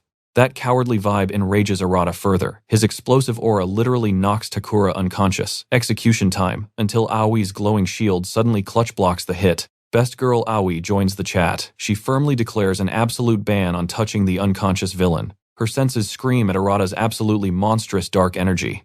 But plot twist, the Shadow Blade effortlessly shatters her magic wall, slicing her arm and unleashing blinding pain. Aoi is totally dumbfounded by his absurd cheating stats. Facing 0 odds of winning, she stubbornly stands her ground to prevent a murder. Reality check. She is hopelessly outclassed by our guy. Maximum panic. If Arata flexes harder, this entire city block is completely doomed. Even half-dead Takura tragically trash talks, smirking that the Big Shot Association will definitely swat them down soon. Meanwhile, Aoi desperately schemes to fix her edgy friend, but fail. Arata blindly blasts apocalyptic energy everywhere, turning adjacent real estate into absolute rubble. Cut to Guildmaster Ray spectating from her VIP office. She sighs, deciding it is officially time to smack some sense into him. Over at Jade Sky Guild, pretty boy Takuto receives the Berserker alert. Time for a little pest control. While Takuto rolls out, Arata keeps violently remodeling the neighborhood with pure aura. Arata tragically locks onto Aoi, fatal blow incoming, but boom, Boss Ray enters the battlefield. She flawlessly parries the fatal strike, apologizing for the lag. Ray tucks Aoi away safely and gears up to discipline the protagonist. Ray's master intuition kicks in. Some major trauma totally unlocked this ridiculous beast mode. Speak of the devil, Takuto crashes the party. He is insanely pumped for a brawl, but Ray throws up a stop sign. Takuto smirks, dropping a massive hint that the association has a totally different shady agenda. Ray demands the tea. What is corporate planning? But Takuto playfully dodges the question like an absolute pro. He teasingly calls out Ray and Aoi for catching feelings. Ray strictly defends her actions as standard guildmaster protocol. While the adults bicker, Arata literally attempts a sneaky backstab on Takuto. Ray shrieks a warning, but Takuto is completely unfazed. Arata starts frantically swinging his sword like a raged-out blender. Magic trick, Takuto vanishes into a flurry of aesthetic flower petals. A bewildered Ray watches Takuto instantly counterattack with his ethereal dance skill. Wham! Arata eats dirt. Ray is absolutely paralyzed that a pretty boy skill just one-shotted the Berserker. Mama Bear mode activated. Ray fiercely warns Takuto she will violently object to an execution. Takuto flashes an arrogant grin. Relax, he is not here to play Grim Reaper. Takuto smirks, bragging he wouldn't dare execute a walking mystery, but Arata, the dude, just stands up and unleashes an absolutely ear-shattering roar. The second he screams, he literally starts vacuuming up the surrounding energy. Takuto barely blinks. He totally called it. Our boy is blatantly siphoning juice right out of the magic beasts. Locking onto Takuto, Arata spawns a whole arsenal of deadly weapons to end him, but the guy just stands there like an absolute boss. Impressive, sure, but Takuto easily reads the room. Arata has zero steering wheel for this crazy power, just letting it totally run amok. Shooting Ray a confident glare, Takuto announces it is finally time to put this rampaging rookie to sleep. Ray only cares about the association's sketchy agenda, but Takuto just shrugs. Suddenly a blazing green aura swallows him whole, prepping for the final strike. In the blink of an eye, Takuto's overwhelming aura locks Arata down completely. Catching Ray's total panic, Takuto casually drops that the kid is just taking a forced nap. Poof, he instantly teleports away with Arata in tow. Left in the dust, Ray starts stressing over the association's terrifying track record. Right on cue, Aoi jogs back after playing hero with the civilian evacuation. Aoi completely freezes. Where the heck is Arata? Ray practically sweats bullets, struggling to confess that their boy got officially kidnapped. Meanwhile, Arata blinks awake, only to find himself tied like a total pretzel. Before he can even process the setting, a literal certified creep steps into view. Flexing a menacing whip with a psycho grin, the dude announces playtime. Cut back to Takuto, who is fuming that Arata somehow slipped out of his personal custody. He angrily swears to utterly crush Arata and the legendary Heavenly Five, aiming straight for the absolute peak of power. Sure, missing out on the kill totally stings, but Takuto gloats knowing Arata is about to endure the association's absolute worst nightmare. Fast forward a bit, and Rei casually strolls into the dungeon where Arata is currently enduring literal hell. She begs him to just spill the tea and save himself, but Arata drops the ultimate edgy line, claiming he literally could not care less about his fate. Mid-drama, Rei's device absolutely blows up. 3 Silver Slayers just ghosted inside a rift, and Aoi crazily dove in after them for a solo rescue. Rei is completely flabbergasted. Aoi was supposed to be on bed rest. She rants about how her friend is hopelessly addicted to pushing past her absolute limits. Calculating the insane threat level, Rei realizes Aoi has basically walked right into a massive death trap. Flashback to Slayer Central Doju rings up the elite Gold Slayers, throwing out a super sarcastic apology for crashing their VIP schedules. But the pleasantries end there. He dramatically drops the bomb that they are currently facing a catastrophic code red. Skipping the boring fluff, Doju bluntly declares that the legendary wildcard Arata is finally in custody. Ryo practically drops his jaw, aggressively defending our boy, and shouting that Arata is definitely not the villain here. He argues it is totally insane to just throw him in the slammer without a shred of evidence or a proper hearing. Doju claps back with the receipts, the charges, going completely berserk in battle and basically remodeling the city into a giant crater. The absolute kicker, Doju claims Arata completely spat on their sacred rules and shattered the public's precious trust. And the plot thickens. He casually drops the theory that Arata's freakish power stems directly from the terrifying Magai. Worse yet, a whole mob of furious slayers are actively demanding they just execute the kid. Ryo and Rei are absolutely floored. Stepping up to the plate, Rei fiercely volunteers to take the fall, citing her solemn duty as his Navy Guild supervisor. Doju shuts her down. They are doing a deep dive into Arata's soul to aggressively root out any shady Magai connections. He stubbornly insists that squeezing Arata for Magai secrets might be their sole ticket to uncovering the grand truth. Hearing this corporate speak, Shion instantly translates they unleashed a total psycho interrogator. She can barely hide her pity for the poor punching bag. Wrapping up the Doom meeting, Doju commands the Gold Slayers to stay frosty.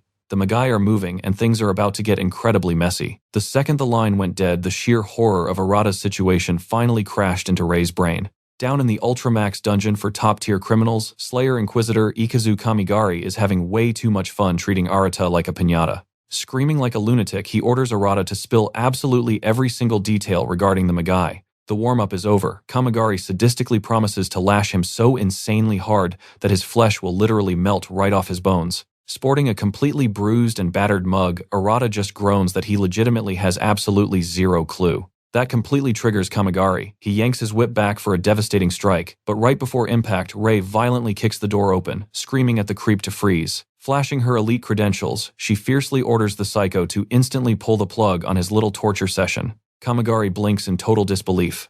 What is a high-class noble doing in his nasty basement? He snarkily questions if she even has proper clearance. Without skipping a single beat, Rei flexes her absolute best poker face and completely lies about having official permission. She confidently orders the sadist out for a private one-on-one. Kamigari slowly backs away but tosses a super venomous warning about defying their sacred protocols. Once the door clicks shut, Rei totally cringes at Arata's horrific state. Leaning in, she gently asks if he remembers turning into a literal monster before his epic rampage. Arata freezes in absolute disbelief. His last memory, a blood-soaked clash with Takura right after his brother was brutally murdered. Then, absolute darkness. Rei shatters his silence, revealing it was Aoi who desperately leaped in stopping his murderous rampage. The truth hits him like a freight train. Rei explains Aoi took the devastating crossfire and is currently surviving emergency treatment. Crushing guilt instantly washes over Arata. He hangs his head, accepting this miserable punishment as his true karma. I have absolutely nothing left, he mutters brokenly. The horrific image of his brother's execution still violently burns his soul. He had stood there completely powerless, forced to helplessly watch his entire world crumble into ash. Suddenly, a frantic alert shatters the gloomy atmosphere. Aoi just blindly charged into a dimensional rift for a rescue mission. Panic immediately grips Arata's chest. What the hell is Aoi thinking? He demands, his eyes wide with utter terror. Rei's expression darkens. Multiple Silver Slayers vanished off the grid, and a half-healed Aoi recklessly threw herself into the danger zone. Without wasting a single second, Rei decides to confront Doju directly. Arata is practically hyperventilating, but Rei firmly grips his shoulder.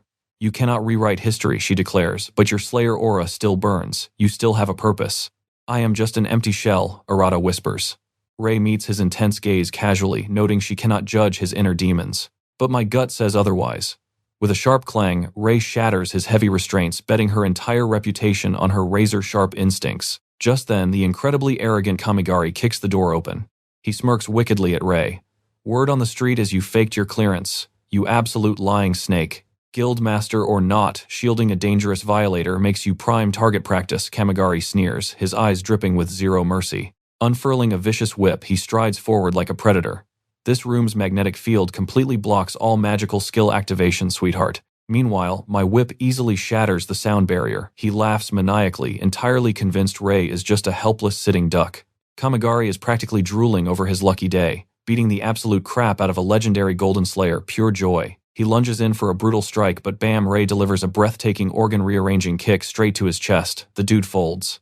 Brushing off her hands, Ray deadpans, I will just casually grab that official permission slip later, you pathetic loser. Suddenly, her comms buzz with tragic news. Central Command has literally zero backup available to save Aoi right now. Ray locks intense eyes with Arata.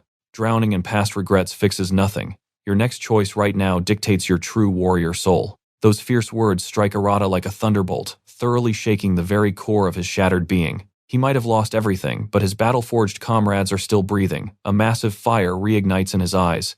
He refuses to lose another life. With blazing determination, Arata vows to drag Aoi back from the terrifying jaws of hell, no matter the cost. A massive grin spreads across Ray's face. Make sure you all survive. I expect an epic barbecue party when you return. Arata sprints through the intricate corridors like a madman. But boom, 3 heavily armed officials suddenly block his daring escape path. Arata quickly grinds to a halt, his panicked mind racing for a desperate combat strategy. Before a messy brawl erupts, Rio saunters in with a cheeky smirk. Heard you got your ass thrown in the slammer, buddy. Just came to gloat. Rio casually leans against the wall. So, Prison Breaker, what is your grand plan? Arata replies with chilling focus. Fulfilling my sworn duty. Rio raises a sarcastic eyebrow. Going on a revenge tour for your brother? Arata shakes his head. No, I am saving my bleeding comrade. As long as she makes it out alive, I do not care if I burn to ashes, Arata declares passionately. Rio drops his smug smile. The legendary unstoppable fire in Arata's eyes has completely roared back to life. Stepping up like an absolute boss, Rio shoos the trembling officials away.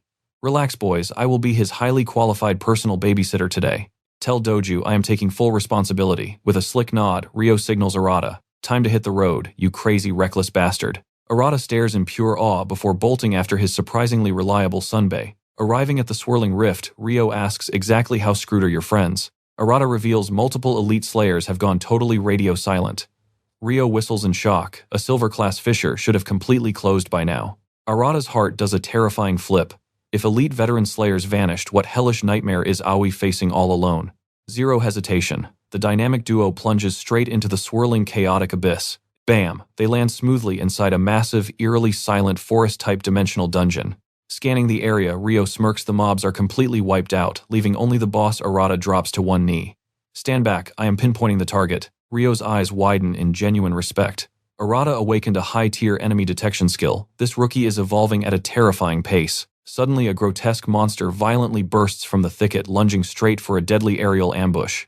But Crack Rio casually backhands the hideous beast with overwhelming explosive firepower, instantly vaporizing the pathetic trash mob. A monstrous beast lunges from the right. Annoyed by the total interruption, Arata brutally obliterates it without an ounce of mercy. Rio smirks, genuinely impressed. The rookie had seriously leveled up his stats since their last raid together. Arata confidently presses forward, but a nasty chill suddenly runs down his spine. Something felt totally off. Keep your guard up, he warns. Through the thick fog, a missing Silver Slayer finally stumbles into view. Arata's face lights up with sheer relief. Even battered and bruised, at least one survivor miraculously made it out alive. They sprint toward her, absolutely desperate for crucial answers. A Slayer mutated, she gasps before a monster violently sinks its teeth into her. The boys freeze in absolute shock. She violently coughs up blood. A suffocating pitch-black aura erupts from her body, forcing a grotesque mutation. Arata totally loses his mind. The innocent survivor had instantly morphed into a bloodthirsty beast. Rio curses loudly. It is an infectious type. This is the absolute worst-case scenario. The corrupted Slayer fiercely lunges at Arata, but his sword feels impossibly heavy. All he sees is his cursed brother. Despite death staring him right in the face, his hands shake uncontrollably. What the heck are you doing? Rio screams. He forcefully yanks Arata backward, barely saving him from a brutal decapitation. Rio quickly checks on him, but Arata is a shivering mess, dripping with ice-cold, terrified sweat. I cannot murder people, Arata chokes out. Rio glares sharply. Wake up, she is not human anymore. As the twin beasts wildly charge, Rio confidently steps up, obliterating them both with a blazing fiery punch. Dusting off his knuckles, Rio grimly states that the dungeon boss orchestrated this entire nightmare. It corrupts humans into monsters, turning them into a massive, flesh-eating zombie horde. Arata tries to desperately argue, but Rio ruthlessly cuts him off. They hesitated just like you, and now they are dead. The brutal truth finally clicked. Igniting his aura, Rio warns that a single escapee would trigger a catastrophic apocalypse, way worse than any cursed spirit, Rio growls. We slaughter every single one of them right here in this fissure. Suddenly, a soul-crushing bloodlust erupts from the murky shadows. The dungeon boss reveals itself, a hideous, nightmarish monstrosity packed with razor-sharp fangs. Miraculously, AoE stumbles to their side. Arata beams with absolute joy, foolishly thinking his friend actually survived. But a sinister aura instantly swallows her. She violently collapses, agonizingly screaming. Arata frantically begs for a healer. It is too late, Aoi whispers weakly. Tears stream down her face as she deeply apologizes for her tragic failure. The horrifying truth drops. A nasty infected bite mark viciously throbs on her bleeding arm. Fighting the monstrous corruption, she smiles faintly. Meeting you was the absolute best part of my short life. With her dying humanity, she heavily drops the world's fate onto his shaking shoulders. Do not do this, Arata hopelessly shrieks. He desperately clings to the foolish delusion that a magical cure exists. But Aoi warmly squeezes his trembling hand. You need to genuinely believe in your own power now. You are destined for greatness, she breathes. I know you will become a legendary slayer who protects everyone. Her body goes completely limp. Those final devastating words echo endlessly, violently shattering Arata's fragile heart. An agonizing scream rips from his throat. Rio snaps back, stating brutally, the bite is an absolute death sentence. The boss fiercely ambushes Rio. Meanwhile, Arata watches in paralyzed dread, hopelessly praying for Aoi's grotesque mutation to magically stop. Despite her soul practically vanishing, our stubbornly optimistic hero frantically fries his brain, searching for a miracle. There has to be a hidden loophole, he wildly convinces himself. His desperate plotting is violently interrupted as Aoi unnaturally jolts upward like a terrifying zombie. She was completely monstrous now, yet Arata stubbornly refused to accept this soul-crushing, heartbreaking reality. Grappling the giant boss, Rio fiercely roars, "Kill your useless emotions. That thing is just a beast now. Annihilate her immediately," Rio barks.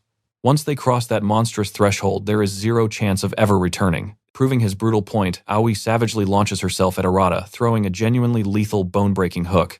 Arata desperately tries to raise his blade. He fails completely, pathetically leaping backward to barely dodge her deadly blow. I absolutely can not strike her, Arata cries out. Cursing loudly, Rio violently shoves the boss away to finish her himself. But Arata instantly leaps in his path. She is my only true comrade, he screams, shielding the monster with his own life. Fight back, you absolute idiot, Rio screams. Get any closer to Aoi and you are literally dead meat. She is not human anymore, Rio drops the brutal truth. But Arata swims in a river of total denial. Right during their screaming match, the boss monster creeps up from the shadows. Talk about the absolute worst timing for a deadly sneak attack. Boom, Rio's insane reflexes kick in, yanking them from the jaws of death. He charges the boss, leaving our crybaby main character completely frozen in pure panic. Not again, I refuse to lose anyone else. Arata's brain goes into hyperdrive. He frantically searches for any crazy loophole to fix this total nightmare. Ding! He suddenly remembers that overpowered vassalization skill he looted earlier. It revives the dead into loyal servants. Super sketchy, yeah. But right now it is his only magical golden ticket out of this mess. But hold on. Is it morally okay to turn his friend into a literal puppet? Screw the rules. Even if she becomes a hollow shell, she will still live. Desperate times call for incredibly desperate, crazy measures. He chucks his hesitation completely out the window. Skill activation go. He absolutely refuses to let another precious person slip through his fingers into the afterlife. Whoosh. The dark skill slams into Aoi. A sinister purple aura entirely swallows her body. Ding. The system chimes. A glowing notification pops up. Transformation completely finished. Plot twist, Aoi gets a complete gothic makeover. She drops to one knee, bowing to Arata exactly like a ridiculously loyal knight greeting her master. Another system ping drops. The girl kneeling before him is a half-demon named Chiharu Toyoi. Congratulations, you just acquired a terrifying new magical vassal. Aoi, are you okay? Arata inches closer. The crazy skill totally worked, but the chilling vibe she is giving off. Yeah, that is definitely not his bubbly Aoi. He connects the dots. The nasty monster infection has paused. But the girl standing here is a totally different entity. Did you not hear me? Rio screams, losing his mind. She is literally not human anymore. Relax, I just made her my loyal vassal. Arata claps back. Rio's jaw hits the floor. Since when did this noob unlock such a ridiculously overpowered necromancer skill? But Arata is high on hope. Since she didn't fully turn into a monster, he bets his entire life on finding a crazy cure to bring the real Aoi back. Suddenly, Aoi's face twists into pure rage. Swish, she launches herself straight at the giant boss monster. She swings for a massive hit crunch. Her arm gets trapped right inside the boss's disgusting mouth. 0 damage. Aoi does not even flinch. Thanks to her epic half-demon upgrade, the monster's nasty infection is totally useless. Oh, you want a bite? Aoi delivers a devastating uppercut into the monster's throat. Tag team activated Arata finally jumps in. With one spectacular sword slash, he cleaves the giant beast right down the middle, turning it into absolute cosmic dust. Ding, sweet victory. The system announces the boss has been wrecked. The spooky dimensional rift finally begins disappearing completely. Back at the guild, Rei is utterly glitching out. Her jaw unhinges, staring at the gothic half-demon. What on earth did you guys do to our sweet Aoi? Look, we barely made it. Ryo sighs heavily. She was literally seconds away from mutating into a horrific beast. That super ugly boss monster took a massive infected bite right out of her. Arata scratches his head, spilling the crazy truth. He totally stole that creepy vassalization skill from a previous mini-boss. Using it was literally his only playable emergency card. Trust me, turning my friend into a zombie servant was not my plan. But a half-demon Aoi is infinitely better than losing her completely forever, right? By slapping that loyal vassal tag on her, the monster mutation completely froze. Plus, now she blindly obeys my every single command. Rei's brain blue screens from the insane lore drop. Aoi, she whispers nervously. Shockingly, the gothic demon girl blinks and softly murmurs Rei's name right back. Wait, what? The trio completely freezes. Did the mindless puppet actually just speak? Who are you really, Rei? Demands, sweating bullets. The girl calmly introduces herself as Toyoi, a magic beast, but promises that Aoi's consciousness sleeps safely inside her heart. She is a scary monster, but wait, Toyoi confesses that she can deeply sense all the warm, messy human emotions swirling around them. Jackpot Arata pumps his fist, practically crying tears of joy. Aoi is still in there. This means his crazy quest to turn her normal is actually possible. Hold your horses, Optimist. Ryo plays the ultimate buzzkill. Are you 100% sure this demon girl will not just snap and eat someone for lunch? Never going to happen. Arata's eyes blaze with main character energy, fiercely declaring her absolute safety. I will literally bet my own life on her, Ryo scoffs. Talk is incredibly cheap. What happens when her monster instincts kick in and she goes on a total human rampage? Ouch. Rei winces at the brutal honesty. As harsh as Ryo sounds right now, the guy is spitting straight facts. Time for a ridiculous field test. Arata dramatically turns to his terrifying demon vassal. His grand ultimate command, go play with that fluffy little kitty in the corner. 0 hesitation, Toyoi excitedly rushes over and starts absolutely spoiling the tiny furball. Rei's heart completely melts. For a second, the demon fades, and she sees her sweet friend loving the cat. Even Ryo's jaw drops. Animals usually totally freak out around monsters. Okay, I surrender. Ryo finally admits defeat. That pure gentleness proves Aoi's kind soul is driving the wheel, not blind obedience. Humanity is definitely safe from her. Toyoi scoops up the fluffy cat, marching straight towards a totally startled Ryo. He admits she is perfectly safe now, but his guard remains completely up. Rei spots Ryo's hilarious secret. The tough guy is absolutely terrified of tiny cats. Arata and Toyoi burst out laughing, a mighty warrior defeated by a harmless furball. Rei then leaves Toyoi in Arata's care, confidently promising to handle the association issues herself. Without missing a single beat, Arata gladly accepts the bodyguard duty. Deep down, he knows her hidden power will be absolutely crucial for future battles. Building their bond is essential. Meeting her gaze, Arata officially asks her to proudly stand and fight by his side. Her eyes sparkle with pure excitement. As his loyal vassal, she swears absolute devotion. Meanwhile, headquarters panics. The radar screams with massive, unnatural energy spikes. The nightmare is returning. A colossal rift is tearing open. Hearing this grim report, Doju instantly declares a terrifying Code 0. Deep down, Doju honestly expected this dark day. The 17-year countdown of peace has finally hit 0. His heavy gaze falls upon an old, faded photograph from his own reckless youth. Beside him stands a cherished old friend, yet their face is completely scratched out. Code 0 echoes through the Navy Guild. Hearing the dreadful alarm, an icy, paralyzing chill violently creeps through Rei and Ryo. Above the peaceful city streets, the very fabric of reality violently rips apart, shocking everyone. The older citizens freeze in absolute horror. The apocalyptic nightmare of 17 years ago is happening again. Nightmarish beasts flood out of the massive void. Absolute pandemonium erupts as panicked civilians desperately sprint away. But humanity's shield steps up. Brave local slayers instantly rush into the bloody chaos. Yet even their jaws drop. The endless ocean of emerging monsters is utterly overwhelming. Swallowing their fear, they stand their ground to protect, but within mere seconds, a brutal tidal wave of beasts completely surrounds them. Grim reality kicks in. They are completely doomed, and the frontline defense is about to instantly shatter. Suddenly, roaring crimson flames erupt, the entire beast horde is instantly incinerated. Through fading smoke, legendary figures emerge. The glorious Gold Slayers have arrived, bringing a massive, life-saving wave of relief. But the rift's toxic aura spreads fast, tragic screams echo, as corrupted citizens horribly mutate into monsters. Barking fierce orders, Rio commands the rookie Slayers to drag every civilian to absolute safety. With the vanguard secured, Rio flashes a wild grin. It is time to dive right into the bloody abyss and crush the dungeon boss. Ray fiercely warns him to stay sharp. Another disastrous tragedy like 17 years ago is simply unacceptable. She dreads the monstrous scale of the inner dungeon, but Rio confidently smirks, fully aware having heard those old veteran horror stories endlessly. Honestly, those dramatic old-timer lectures practically bored him completely. Far away, Shion and Doju gear up for the abyssal dive. Doju violently vows to prevent another bloody dark history lesson. Shion playfully smirks at his intense aura, completely grasping his heavy emotional burden. Winking confidently, she promises they will mop up this bloody mess before dinner time. Meanwhile, fiercely determined, Takuto steps toward the blazing portal. He has waited countless painful years for this exact moment.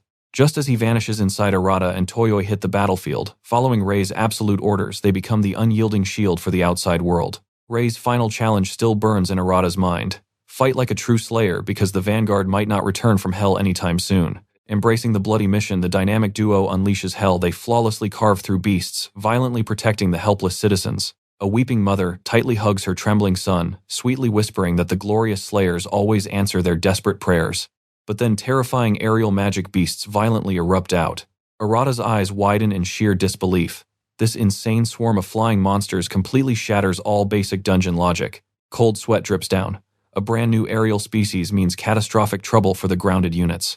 Without warning, a winged demon violently dive bombs toward the terrified mother and child Arata just saved.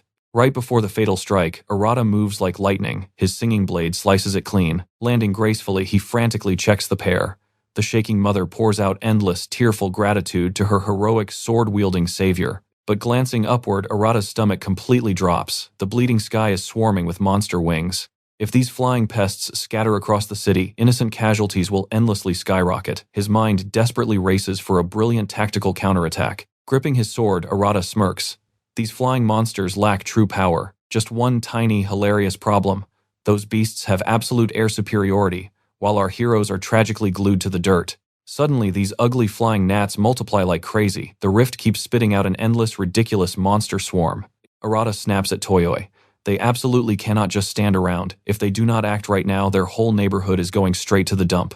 Realizing he needs to clear the skies immediately, Arata unleashes his inner cannon. He blasts compressed bullets of pitch-black soot straight at the flying horde. He lands a few lucky shots, but man, these bugs are dodging like pros. Arata quickly realizes that just keeping them busy is going to drain his soul completely. If these winged pests conquer their zone, it is game over for the neighboring cities as well. A total disaster. He absolutely has to squash this ridiculous bug invasion right here before they spread any further. Right on cue, 3 random slayers crash the party. Their jaws hit the floor at these weird mutant freaks. The squad boss barks orders shields up front to babysit the civilians, while the snipers provide backup fire for our main guy, Arata. Internally, Arata is practically burning with absolute hype. He refuses to let a bunch of oversized pigeons turn his precious city block into a pathetic post-apocalyptic wasteland. But a hilarious drop of sweat rolls down his face. What if his epic flex is not enough? He seriously needs to slam the brakes on this ridiculous airborne circus. Time to spam his signature soot ability. Sweating bullets, Arata forces himself to intensely focus, desperately digging through his past grind sessions. His repetitive muscle memory is literally the only magical lifeline keeping him from completely failing miserably right now. Suddenly, an overwhelming massive tsunami of pure darkness bursts straight from his palms. The pitch-black smoke swallows the battlefield, completely trapping every single flying pest inside. Gotcha. With a confident smirk, he activates the ultimate hardening effect. The floating monsters instantly freeze up like cheap, pathetic statues mid-air. Shockingly, this crazy stunt works, but his jaw drops, realizing this massive crowd control is draining his magic points like a void. If he cannot wipe them all out in one dramatic swoop, it is definitely game over. He desperately cranks up gravity, violently yanking the stone-heavy monsters back to the dirt. With targets grounded, Toyoi unleashes a ridiculous flurry of sword strikes, slicing them up. Boom. In one spectacularly overpowered combo, Arata completely deletes the entire captured flock from existence.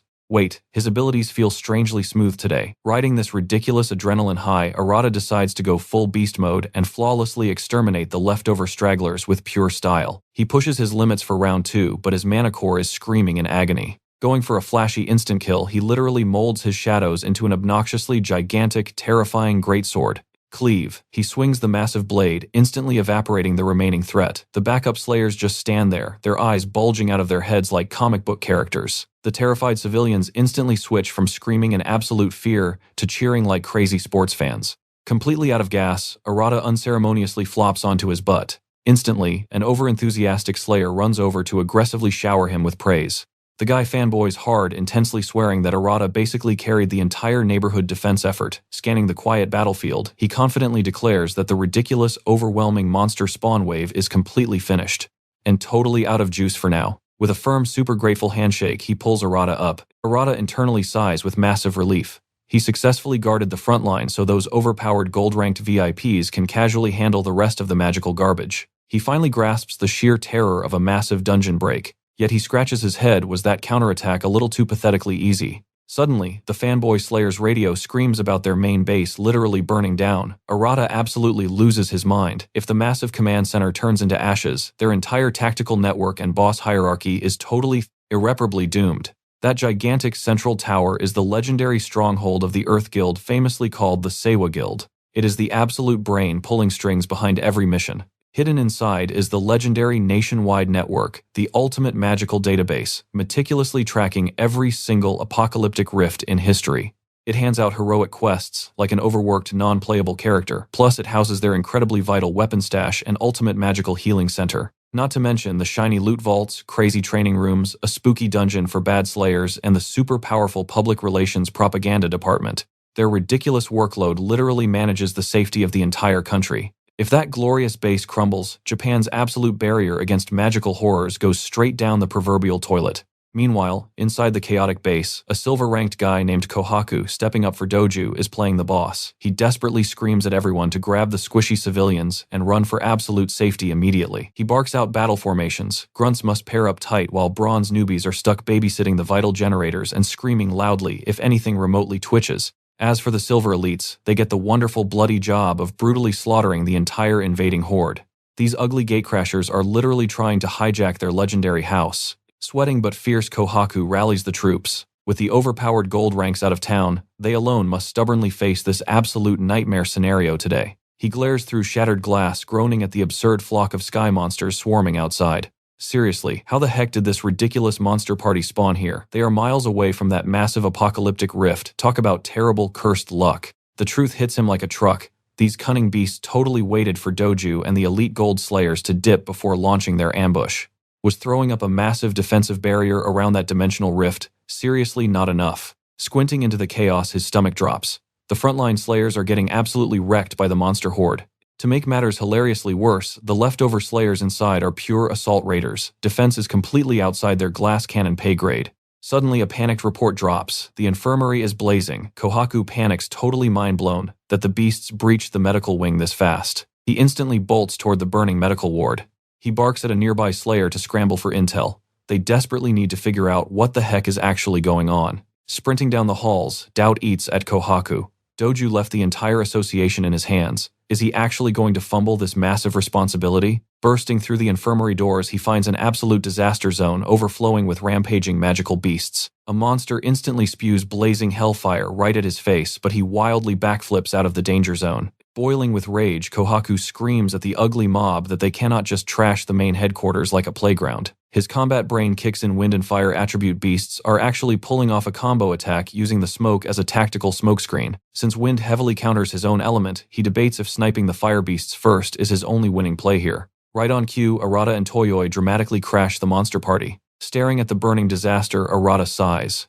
He actively avoided this place, but destiny and the massive fire means he is totally dragging himself into this mess. Arata casually glances at Kohaku, offering to extinguish the raging inferno so the guy can focus on smashing the ugly beasts. Kohaku absolutely fumes. Who does this random slayer think he is dropping in to boss him around? Squinting closer, realization smacks him. It is that escaped irregular, plus Toyoi is practically leaking a terrifying magical beast aura. Completely ignoring the rants, Arata unleashes a massive soot wave to instantly choke out the raging flames. Kohaku drops his jaw in pure shock. This guy just deleted a massive magical inferno with one single blast. Swallowing his pride, Kohaku begrudgingly decides to team up with this unpredictable irregular, at least until they survive this chaos. A beast lunges at Arata, but Kohaku instantly flexes his power, turning the ugly monster into solid stone. Smirking, he jokes about adding a shiny new statue to his nerdy collection. Slamming his palm against the earth, Kohaku summons a terrifyingly sharp spear and charges straight at his newly minted statue. He violently thrusts his weapon forward, exploding the stone beast into dusty fragments. Pointing his weapon, Kohaku firmly declares that Arata is officially on probation until this entire headquarters stops burning down. He barks that their only mission is to exterminate every single monster breathing in this sector, and Arata totally nods in agreement. Secretly, Arata is sweating bullets of relief. Teaming up with a legendary young prodigy who snagged the Sewa Guild's number 2 seat is an absolute lifesaver. While unsure about the cooldown timer on that insane petrification spell, Arata is totally blown away by its totally overpowered utility. A genius idea sparks in Arata. He can totally use his thick soot to harden and seal away these beasts. Arata flawlessly executes his crazy plan. Kohaku totally loses his mind, absolutely shook that this rookie perfectly copied his signature move by just watching. After totally wiping the floor with the mob, Arata casually praises Kohaku, admitting that his flashy stone trick was actually pretty sick.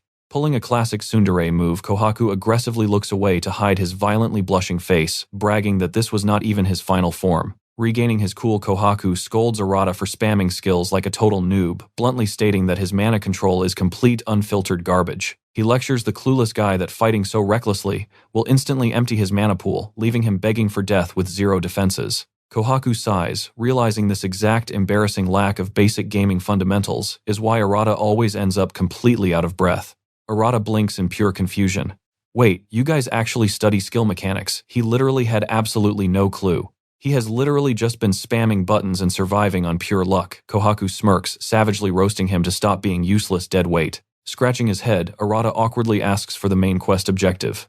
In this fiery, chaotic mess, what exactly are they supposed to defend first? Meanwhile, deep inside the sacred armory, that absolute clown Takura is shamelessly getting his greedy hands all over forbidden legendary weapons. Spotting a shiny golden blade, he snatches it up like a looter. With the elite slayers missing, this fool seriously believes he is destined to become the overpowered main character. The second his fingers grip the divine hilt, an intoxicating wave of godly power violently explodes through his pathetic veins. His ego instantly inflates, deeply convinced that he has totally transcended the legendary 5 heavenly kings. He unleashes a cringe villain laugh loudly, crowning himself as the absolute strongest being alive. Back in reality, Arata, Kohaku, and Toyoi furiously slaughter rampaging monsters across the burning headquarters base. Even the genius Kohaku is totally scratching his head now. Should they blindly rush to save the strategic command center or heavily guard the precious storage vault? Standing amidst monster corpses, Arata scratches his head. Where the heck is this endless mob spawning from? The headquarters perimeter was completely clear earlier. Kohaku nods with a serious scowl. If they do not find the spawn point quickly, they are totally screwed. The spearman declares he will scan the immediate area.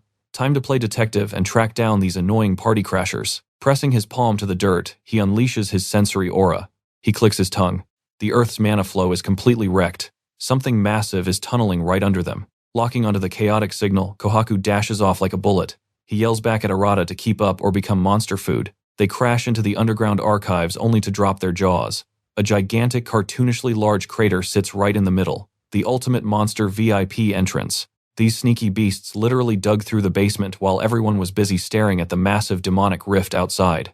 Right on cue, another ugly monster squad crashes the party. Kohaku spins his spear with a terrifying smirk.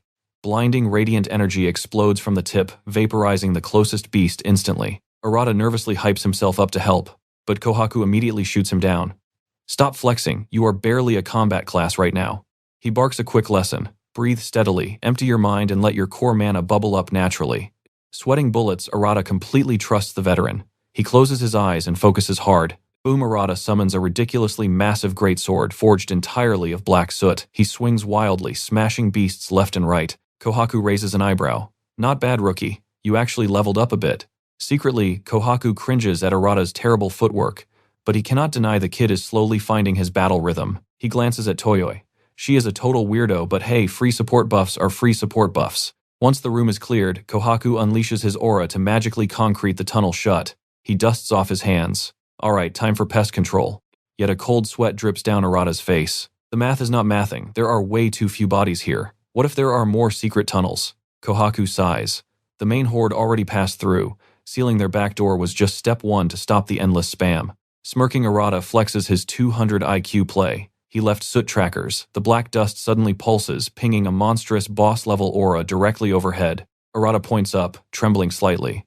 We need to go up. That energy signature is absolute nightmare fuel. The monster VIP lounge is currently packed into the massive open area right above their heads. Kohaku freezes in pure shock. Wait, do you mean the main training facility upstairs? Bursting through the facility doors, they find the ultimate plot twist. A literal demonic rift has spawned inside the building. Veins pop on Kohaku's forehead. The absolute audacity. They missed it completely because of the outside distractions. Hideous monsters pour out like an endless clown car, leaving Arata totally speechless. Those sneaky bastards used the fires and tunnels as a smokescreen for this. Furious Kohaku charges into the mob, with Arata right behind him. Slicing through beast flesh, Kohaku does the brutal math. The only way to survive this madness is to instantly shatter that rift. But stepping inside means leaving the entire association completely defenseless. Plus, this glowing nightmare is not normal. It is a massive high-tier monster-spawning gateway. Kohaku starts sweating desperately, wondering how the legendary doju would handle this giant mess. Suddenly, Arata steps up.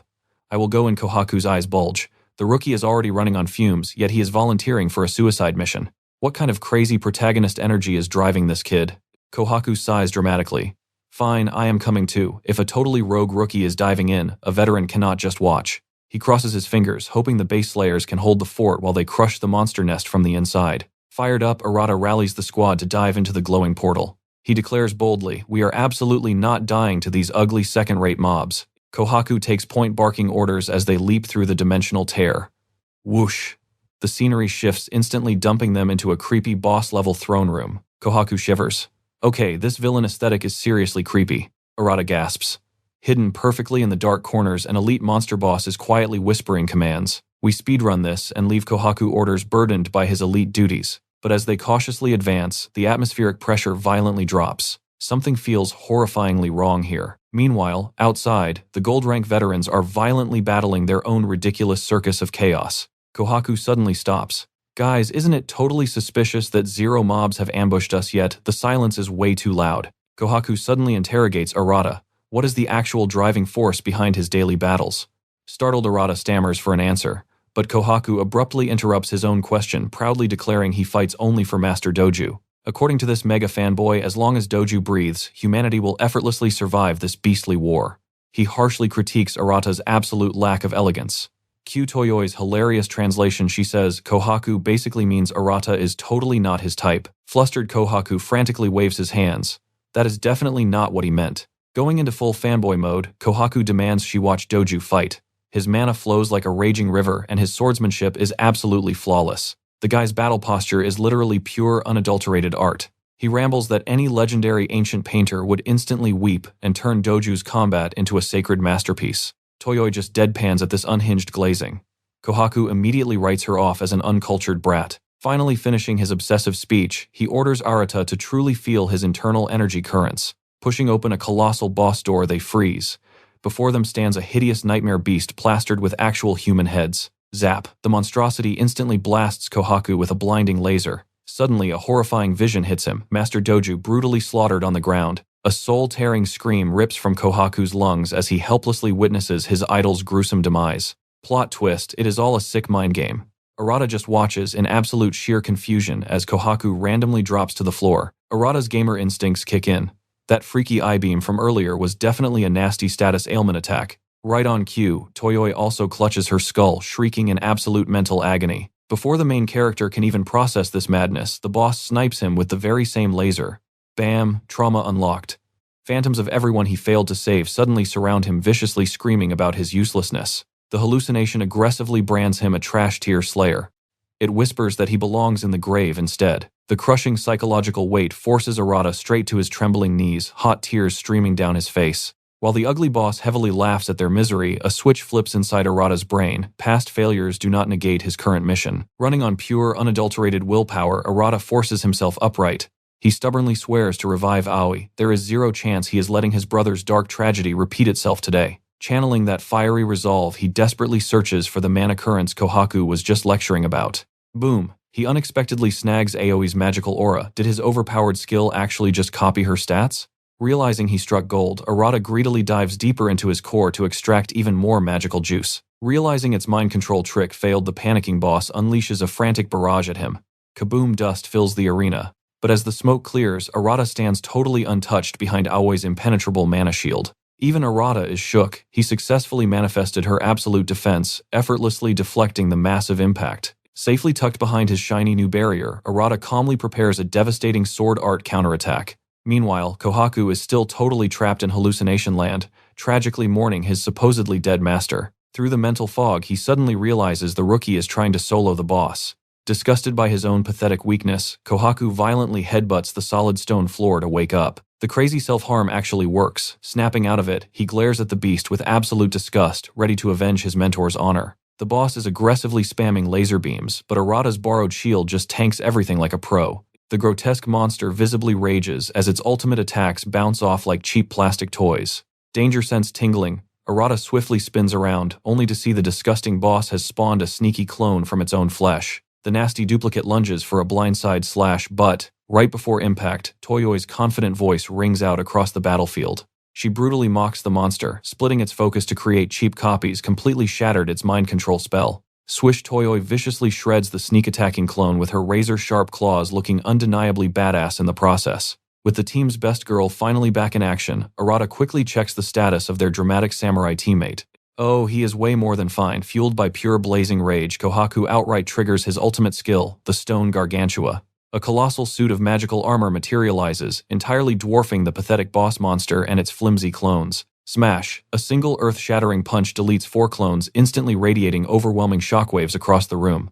Arata is absolutely jaw-dropped by this monstrous flex. Bathed in terrifying aura, Kohaku looks so completely unhinged he might just be the real boss here. Out of nowhere, the sneaky boss monster attempts a cowardly blindside attack. Arata instantly detects the killing intent. He dramatically leaps away just as the heavy fist pulverizes the earth. Seizing the perfect opening, our hero launches a fierce counterattack. But tragically, his strike simply bounces off the ridiculously thick skull. Watching from the sidelines, Kohaku yells at him to stay sharp and refine his aura. Our clueless main character just sweats, entirely confused by what that actually means. But Kohaku knows the harsh truth. If the kid cannot break his limits right now, his entire journey ends permanently. Trusting his senior, Arata tightly shuts his eyes. He tunes out the absolute chaos and forcefully channels his inner focus. The legendary power of Aoi suddenly floods his rusty soot weapon. It dramatically transforms into a magnificent glittering mist blade. Gripping his glowing weapon, Arata blitzes forward. In a single breathtaking flash, he effortlessly slices the colossal beast completely in half. Panting heavily like a tired dog, he proudly glances back at his squad. Toyoi drops his jaw in pure shock. Meanwhile, Kohaku smiles like a proud dad, giving the kid a solid passing grade. Completely drained of mana, Arata hilariously faceplants into the dirt while a panicked Toyoi rushes over. But internally, Kohaku is sweating. He realizes the insane aura of Arata heavily rivals those legendary Golden Orb Awakeners. This genuinely makes him wonder what our overpowered rookie is truly after. Fast forward a bit, they completely obliterate the remaining monsters, flawlessly securing the association headquarters. With their home base safely secured, Kohaku dramatically points out their next nightmare.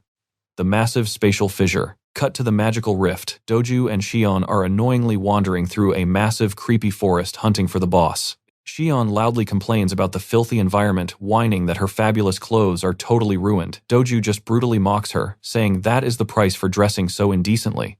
Obviously, our sassy heroine completely ignores his nagging. Instead, she hilariously takes out her temper on the poor environment. She literally nukes the landscape just to carve out a clean walking path for them. Doju just heavily sighs at how ridiculously dramatic the lady is acting. His mind drifts back 17 years to when the dimensional boundary grew fatally thin and nearly collapsed. A horrific wave of demonic beasts had flooded out, claiming countless innocent souls. They arrived way too late back then, but this time around, he swears to the heavens they will never fail again. Still, the eerie dead silence of this creepy rift is making him insanely paranoid. Something feels incredibly wrong. Shion casually suggests the sneaky cowards are probably planning an ambush. Doju seriously nods, warning her to keep her guard completely up. Moments later, a sinister magical aura radiates from a gigantic tree. They have officially hit the boss room jackpot. Shion sighs in pure relief. Thank goodness they do not have to helplessly wander through any more gross mud. Sensing the overwhelming pressure, they instantly realize these smug tree huggers are easily a rank or way worse. Shion happily cracks her knuckles, absolutely desperate to vaporize them and quickly run back home. Looming above are the infamous false twins, Aum of the White Wings and Varuna of the Black Wings, look absolutely terrifying. They are officially certified as A-rank disasters under the standard hunter guidelines. The arrogant twins are genuinely shocked. They wickedly laugh, promising these foolish humans will slowly become fertilizer for the forest. They smugly brag about casually slaughtering Silver Slayers. They teasingly ask exactly how many seconds our fearless duo will survive. A blinding beam of death suddenly fires. Realizing these cocky birds are completely underestimating them, the veteran slayers finally get serious. Blazing golden mana erupts from the body of Doju. He smirks, declaring that gold is not merely an extension of silver, and they are about to experience true golden slayers.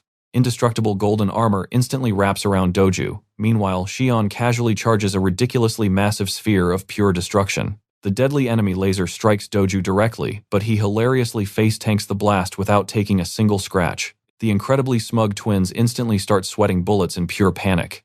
Refusing to be trashed so easily, the panicked birds spam a massive wave of laser beams, but Doju forms an absolute defense, letting Shion finally unleash the apocalyptic nuke she was happily cooking. Staring at the towering sun of magical energy approaching, the false twins immediately realize they are completely screwed. Doju just scoffs at their utter despair. Both arrogant beasts and foolish humans perfectly share the same fatal flaw. They literally only judge the world by what they already know.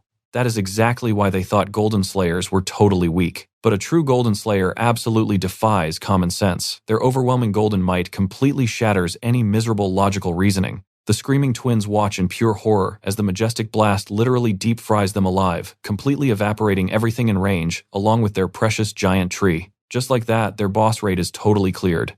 Dusting off her hands, Shion curiously wonders out loud if the other combat teams have finished taking out their trash yet. Meanwhile, the epic chaos gracefully continues. Ryo and Rei are fiercely squaring off against Ariel, the priest of vanity, and Balm, the mighty war idol. Sweating. Not these two. They sweep the monster trash just like Doju and Shion. Meanwhile, Takuto totally clowns Lil and Vass, those edgy twin phantoms of illusory sound. Takuto literally pouts. His true rival bailed on the fissure, so this epic beatdown gets a rain check.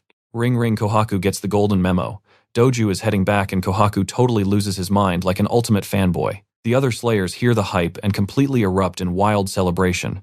And just like that, the supermassive Magic Rift crisis is officially cancelled. The association claims 0 major property damage, but honestly, the Magic Beast's real master plan remains a giant sketchy mystery. Classic flag-triggered piece shatters when Takura randomly spawns behind headquarters, casually flexing a literal divine weapon.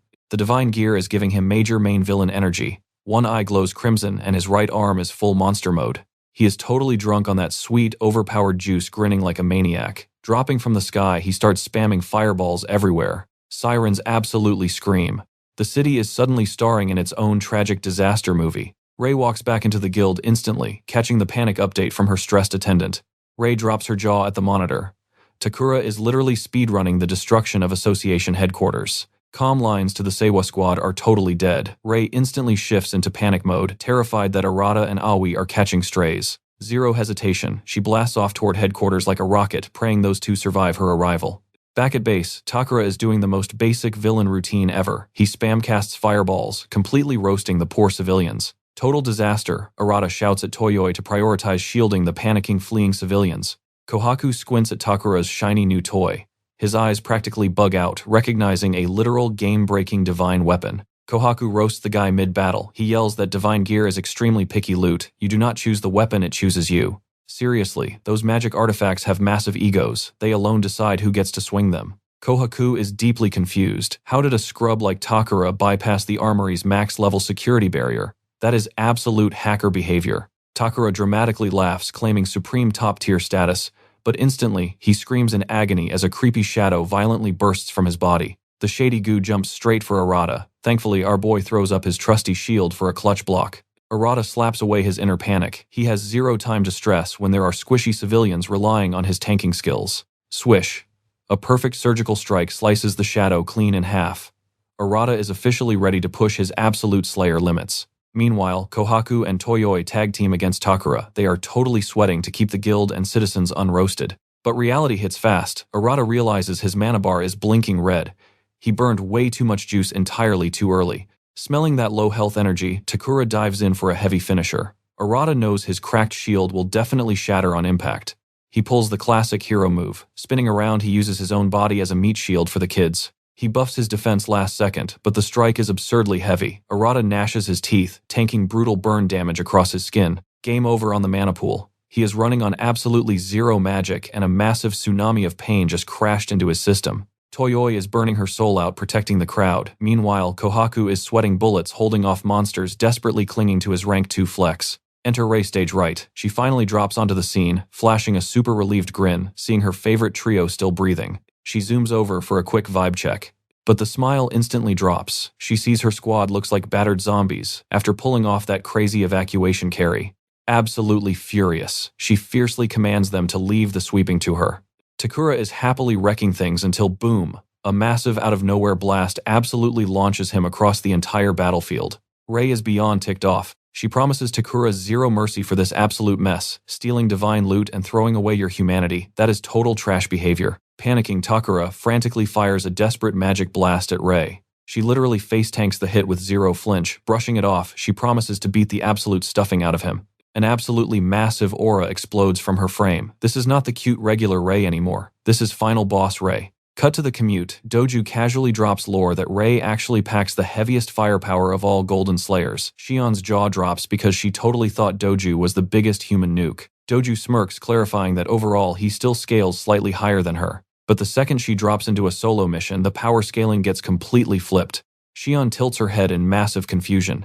Doju chuckles, explaining that without friendly fire holding back her massive area, attacks Rei easily outdamages the entire Golden Slayer roster. Doju drops the ultimate lore detail. Rei violently commands both water and crackling lightning magic. Cursed with overwhelming magical power, she had to leash her true strength. Society branded Rei a heretic, forcing her down a path of brutal isolation. The absolute truth. She was the world's very first irregular. Blinking awake on the ruined battlefield, Kohaku's eyes widened. Up ahead, an epic clash was already exploding between Rei and Takura. Spotting her conscious sidekick, a massive sigh of relief escaped Rei's lips. She was honestly impressed. Pumping her intense aura into the trio was risky, but Kohaku's body absorbed the power-up like an absolute champ. Fired up, Kohaku prepared to join the brawl, but Rei immediately ordered him to step back and stay on the sidelines. He opened his mouth to protest, but her dead-serious glare shut him up. Reluctantly stepping down, he received his mission, evacuate the others to safety, while she personally handled their rogue target. Following strict orders, Kohaku grabbed his unconscious comrades and desperately hauled them away from the danger zone. Reaching a safe spot, he hurriedly conjured a magical healing pool, praying it would recharge their dangerously low mana reserves.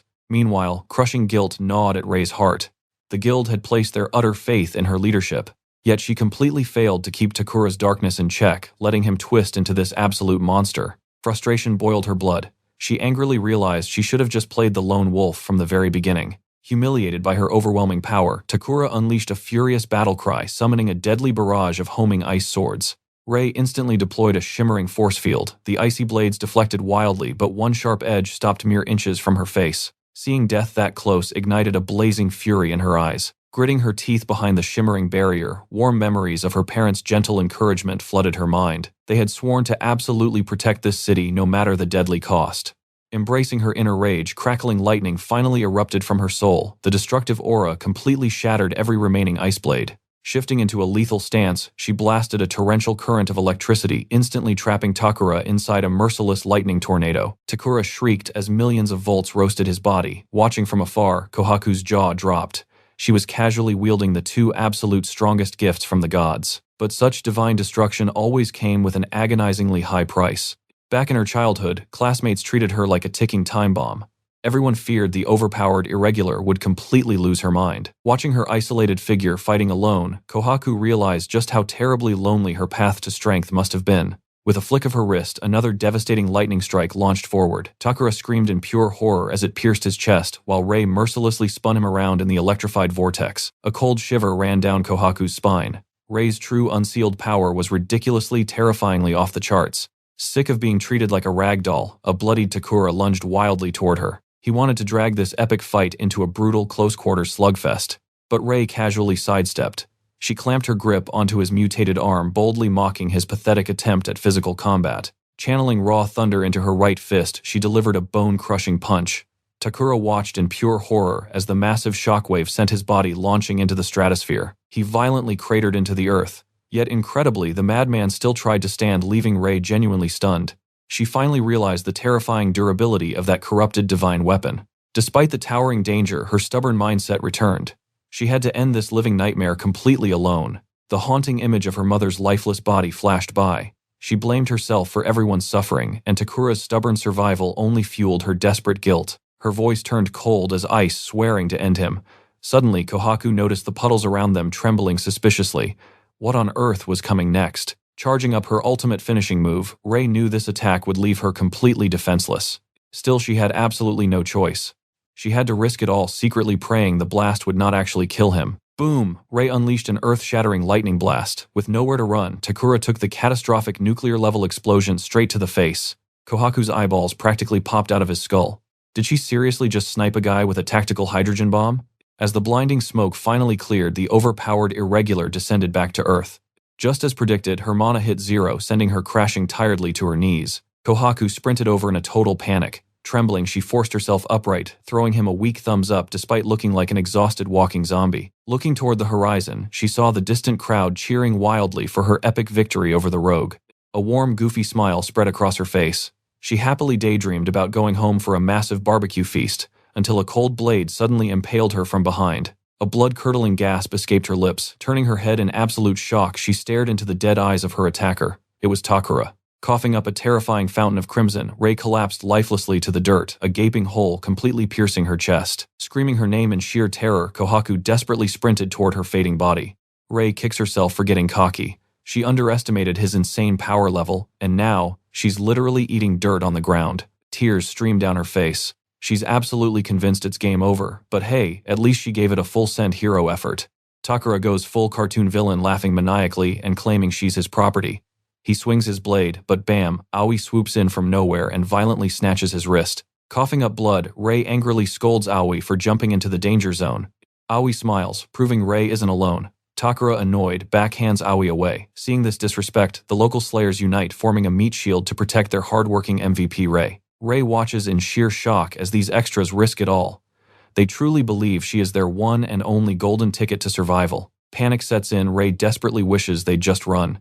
She cannot handle another traumatic guilt trip of people dying for her. Kohaku slides in on his knees, desperately spamming his healing aura on Rei. Fading to black, she desperately prays for a literal knight in shining armor to drop by. Takura is having a blast until Arata suddenly spawns in and casually grabs his face. In a split second, Takura is yeeted straight into the stratosphere. Before gravity even does its job, a massive rain of soot blades brutally impales him into the dirt. But Takura's ego is thicker than his skull.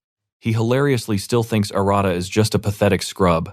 Arata doesn't even talk. He just spams another explosive attack, blowing Takura face first straight back into the concrete. Telling the trash to shut up, Arata reveals his edgy new makeover complete with a demon horn. Rei's jaw literally drops at his glow-up. Takura is absolutely shook by the sudden anime power-up. Flashback time. Minutes ago, a creepy voice hijacked Arata's brain, teleporting him to a super weird mindscape. Inside, Arata is heavily cringing at himself for getting knocked out so pathetically. Boom! He spots an edgy dude wrapped in chains. Realizing his host can finally see him, the chained guy bursts into maniacal villain laughter. Spooked Arata pulls his blade, yelling, "Who the heck are you?" The dude tells him to chill, introducing himself as Regnus. He smugly promises to drop the massive lore dump on why he lent Arata his ridiculously overpowered skills. But Arata has zero patience for monologues. He just casually slices the guy completely in half. Regnus is absolutely flabbergasted by the sheer disrespect. Meanwhile, Arata just furiously screams at him to log him out of this weird server. Annoyed, Regnus reminds this brat that the shiny sword and the crazy cheat skills belong to him. He literally gifted them. Arata gets totally mind-blown. Regnus smirks, declaring Arata needs to step up to his destiny. He's the legendary heretic they've all been waiting for. Arata's brain flatlines. He's looking at him like, "Bro, speak English. I don't speak cryptic fantasy jargon." Regnus sighs and dumbs it down. His power is totally forbidden, making Arata a walking red flag, a heretic. With this cheat code, Regnus grins. Arata can blatantly steal anything he wants. Zero consequences, zero logic needed. Fed up with the cryptic nonsense, Arata literally chops his head off again. He grumbles that he has a million questions to ask. But his AFK timer is running out. Arata aggressively demands that Regnus just hand over more raw power right now, no questions asked. Getting choked by his own collar, Regnus actually smiles. He praises the kid's absolute savage audacity. "Look who's no longer a little crybaby," Regnus teases. He playfully threatens to deny this ridiculous power-up request. Arata hits back with the ultimate Uno reverse. Deny me and enjoy rotting in this prison for literal eternity, buddy. Regnus loves the spicy blackmail. Impressed, he offers a crazy challenge. Arata gets exactly 60 seconds to download the core of his broken power. Back in reality, Arata finally grasps why he's rocking this demonic new skin. Yep, Regnus totally overbuffed his stats past the limit. Meanwhile, Takura's delusion is peaking. Even against a literal demon, he thinks Arata is totally harmless. Takura lunges in, but Arata casually spawns a massive barrier array, blocking him like a scrub. Arata then absolutely decks Takura in the chest, launching him out of bounds. Before his brain can process the sheer disrespect, Takura is pinned down looking like a humiliated human pincushion. Still trapped in his ego bubble, Takura refuses to accept the game over screen. Losing to this, nobody, never. In a cowardly panic, Takura totally targets the squishy supports.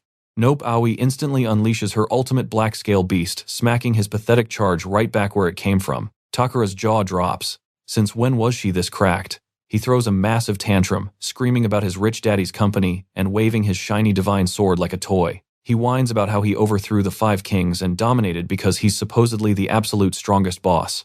Arata shuts him down, roasting him for literally stealing someone's orb and transforming his own brother into a monster. You're worse than any beast, Arata spits. You even scammed your way into holding a legendary divine sword. Dropping the coldest one-liner, Arata glares at him. So how exactly do you want to die?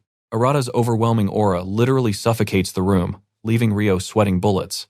Blinded by sheer arrogance, Takura stubbornly barks that he refuses to die to some low-tier trash. The delusional guy boasts about his Gold Slayer status, trying to flex his ultimate aura. But oops, instead of epic energy, a fountain of blood explosively erupts from his veins. Arata just watches the bloody mess, finally realizing the harsh truth.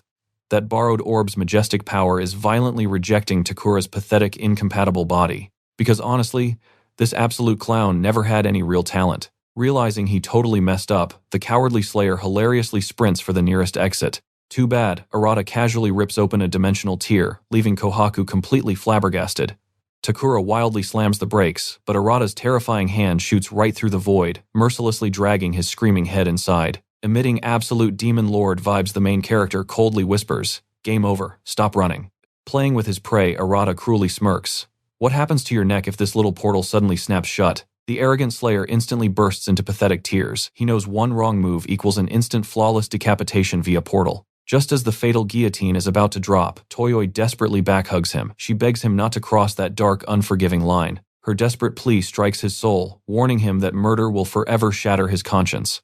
Toyoi's trembling voice instantly snaps our hero back to reality. Instead, Arata brutally snaps the portal shut on Takura's right arm. The clean amputation leaves the pathetic dude shrieking in absolute bloody agony. With the fake boss finally neutralized, Arata hilariously faceplants into the dirt, completely exhausted. Just like that, the chaotic massive rift disaster officially concludes. Meanwhile, the one-armed Goto Takura gets unceremoniously dumped into a cold, miserable underground dungeon. They brutally rip away his shiny Slayer badge, permanently banishing him to a pathetic life far away from the glorious frontline stage.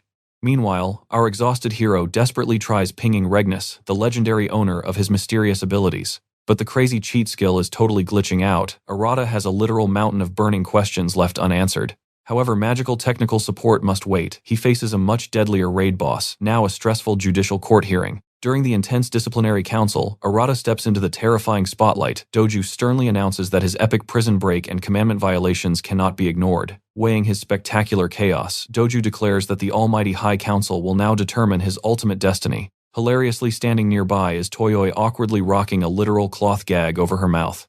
The terrifying jury consists of elite gold slayers and high-ranking guild boomers glaring from their prestigious seats. Doju dramatically highlights how Arata's insane power literally tore open a spatial rift. He fears this monstrous rampage could trigger an apocalyptic calamity, utterly destroying the entire Slayer Association. Facing this unprecedented existential threat, Doju officially opens the floor, demanding the elite members share their honest, unfiltered opinions. Rei bravely stands up first, boldly claiming full responsibility for the chaos since she was his official supervisor. She passionately argues that Arata's wild intervention saved them from total annihilation. Ryo jumps in like a true bro. He admits Arata is a total heretic, but reminds everyone that this wild card slaughtered armies of monsters. Flexing his comrade bond, Ryo swears by their battlefield history, confidently declaring that he truly understands Arata's heroic core. Takuto smoothly slides into the heated debate. He argues that despite the mysterious, suspicious origins of his cheat skills, they simply cannot ignore the kid's undeniable results. He recommends a strict, constant surveillance program. Shifting gears, Doju turns to Shion, expecting some profound wisdom for the trial. Shion finally speaks, completely baffled. She hilariously questions why Arata even fights for zero cash, wondering why he bothers doing this stressful slayer job anyway. Doju violently facepalms at her absolute lack of serious input. He unleashes a heavy, exhausted sigh and totally ignores her. Stepping up, Arata boldly owns his mistakes. He admits his powers went completely berserk, but unapologetically declares he would absolutely wreck everything again to save the day. Suddenly, an angry conservative fiercely erupts from his seat, screaming at our boy to stop spouting such arrogant nonsense. The furious elder rants that Arata's existence breaks every rule, plus taming a magical beast is just pure absurdity. He preaches about the dark history, warning everyone that irregular anomalies always trigger catastrophic, world-ending disasters. Ryo internally groans. He absolutely expected this annoying backlash from the notoriously stubborn old-school orb fundamentalists. Sadly, Doju is forced to tolerate their annoying tantrum because these grumpy politicians wield massive political influence. The conservative faction becomes an angry mob. They wildly demand Arata's immediate execution, branding him an uncontrollable demon. Wild conspiracy theories violently explode across the chaotic courtroom. Ryo sweat drops at their insane volume. Ray softly explains that those blind politicians who missed Arata's battlefield miracles will only see a monstrous threat. But then a dominant, thunderous voice instantly shatters the courtroom chaos. The legendary Kamigari has finally entered the chat. He aggressively commands his own peers to shut their noisy traps. The entire faction gasps, completely betrayed by their ultimate conservative leader. Kamigari finally delivers the cold, hard facts. He acknowledges that Arata illegally conspired with the Navy Guildmaster and wields a terrifying unknown cheat ability. But he proudly declares the absolute truth aloud. He watched Arata become a human shield. His mana was completely empty, yet he protected everyone anyway.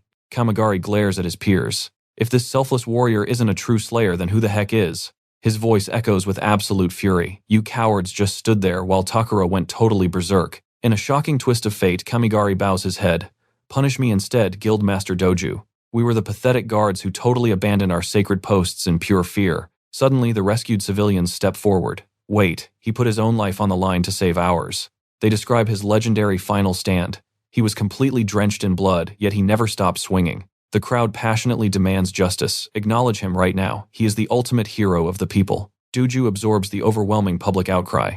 With a heavy sigh, he finally bows to the will of the masses. The verdict is absolutely final. Arata is officially crowned as a glorious bronze rank slayer. The mighty Navy Guild will absolutely shield you from now on. Hearing this ultimate victory, Ray finally exhales a massive sigh of sweet relief. Kamigari casually strolls right past Ray. Don't misunderstand. I only spoke up because he actually saved my little sister.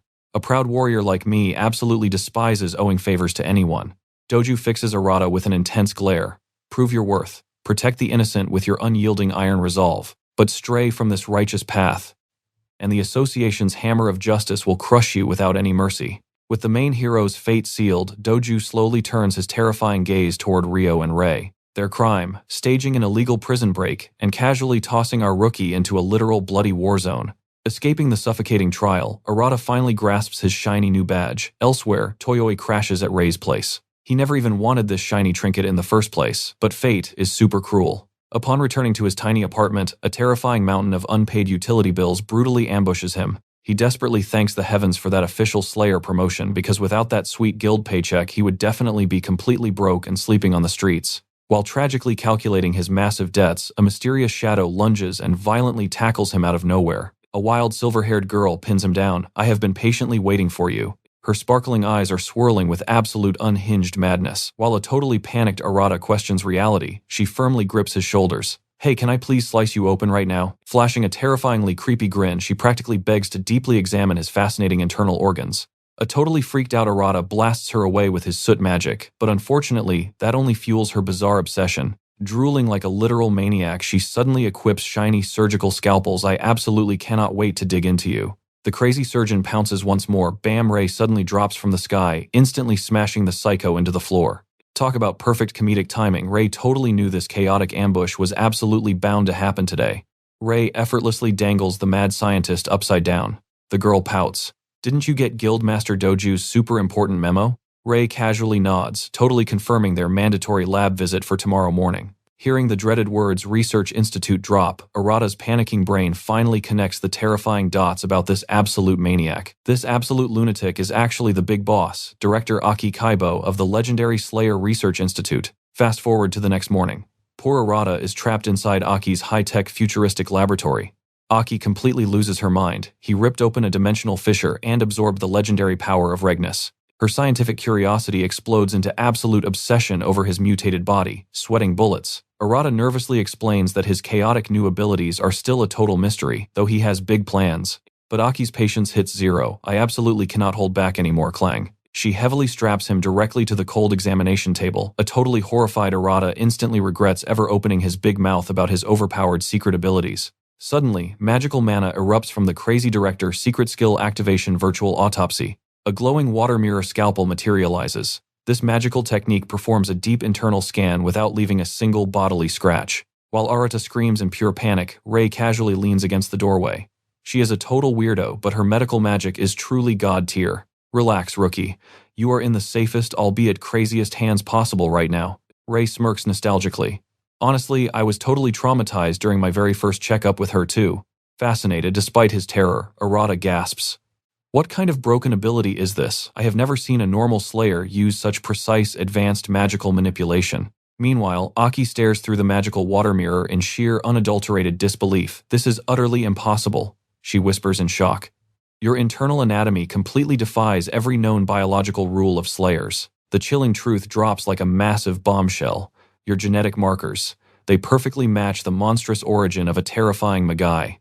Arata clenches his fist in silent realization. I barely understand this dark energy, but the monstrous power is finally sinking with my mortal soul. Aki drops a massive bombshell. Arata's very own body is the ultimate master key to unlocking the demon realm. Our boy is utterly baffled by this crazy revelation. What on earth does she mean? Aki just smirks and asks, ever heard of a magic rift? He shrugs it off. It is basically a monster spawning crack, functioning exactly like a temporary dungeon that vanishes once the boss is destroyed. Spot on like a limited time event, but Aki reveals a darker truth. Those ruins hold twisted histories, and some demonic beasts actually speak human tongues. Worse yet, these fiends actually squad up with sinister objectives in mind. These are not just random spawn points. They are undeniable proof of a fully functioning alternate dimension. The rifts are nothing more than chaotic gateways vomiting dark souls straight out of the demon realm. She sighs, admitting their absolute ignorance. Every terrifying detail she just dropped is merely a highly educated guess. However, a hidden path exists, a route connecting the rift to the abyss, and Arata is destined to uncover it. In short, the ultimate answer to this dimensional nightmare is buried deep within the demonic abyss. The realization hits him like a truck. His mission is to hunt down the mysterious entity lurking in the shadows. But wait, there is more. Aki drops another unsettling clue regarding his bizarre physical condition. Looking deep into his spiritual core, she noticed an alien hue infecting his life force circulation. This unknown presence is completely separate from Regnus. Arata is dumbfounded, but Aki admits she is totally clueless here, since he is her very first mutant test subject. Rei immediately chimes in, sweating bullets. Even if they unlock the gate, stepping inside is pure suicide, as no Slayer has ever survived the trip. It is totally uncharted territory. They have zero clue what horrors await, or if a human soul would just instantly evaporate. Our main character smirks fearlessly. He knows the catastrophic risks, but sitting around, playing it safe, will not save their doomed world. Aki nods in solemn agreement. She completely respects his sheer suicidal determination. But honestly, if they actually had a solid game plan, they would not be suffering like this. Still, time waits for no one. Arata refuses to sit on the sidelines any longer. There is only one insane shortcut left. When Aki demands an explanation, he boldly declares he will literally beat the coordinates straight out of Regnus. His logic is absolutely flawless. That demonic parasite needs him alive, so dying is the ultimate leverage. He turns to Aki, questioning her healing skills. She proudly confirms she was the genius surgeon who stitched Rei back together. Bingo. With a top-tier healer on standby, his reckless suicide strategy is good to go. Without skipping a beat, he casually shoves his blade straight into his own neck, instantly fading to black. In the blink of an eye, his consciousness crashes right back into the inner sanctuary. The demon is absolutely flabbergasted by this sheer stupidity. Arata smugly mocks his overprotective nature while Regnus furiously screams that he had zero choice. However, now that they are face to face, the dark entity begrudgingly admits this chaotic gamble actually worked. Hearing the absurd plan to invade hell leaves the beast stunned. Yet Arata arrogantly demands the secret, claiming it is a win for both of them. The demon scoffs dismissively. There are far more pressing matters at hand, and honestly, Arata is still hilariously weak. Our main character tilts his head, utterly bewildered. What the heck else is on the agenda? Regnus growls that his lips are magically sealed by a powerful restriction, plus he refuses to send a pathetic weakling to a guaranteed slaughterhouse. Patience shattered, Arata violently draws his blade, absolutely sick of these cryptic mind games.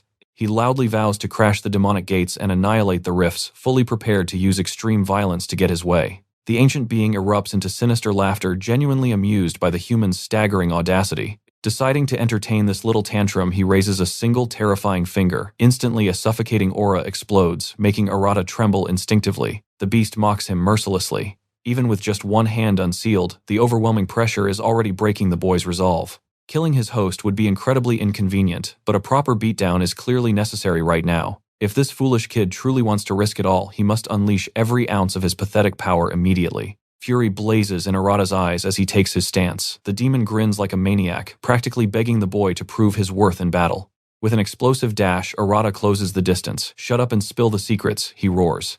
Regnus just cackles at the pathetic desperation. Suddenly, the mysterious chains binding the demon glow with an eerie blood-red light. The condition is set. If Arata wants those precious coordinates, he must forcefully shatter this magical restriction. A devastating energy blast flies forward, only to be effortlessly swatted away like a fly. The humiliation is real. "Is that all you have got?" the beast sneers.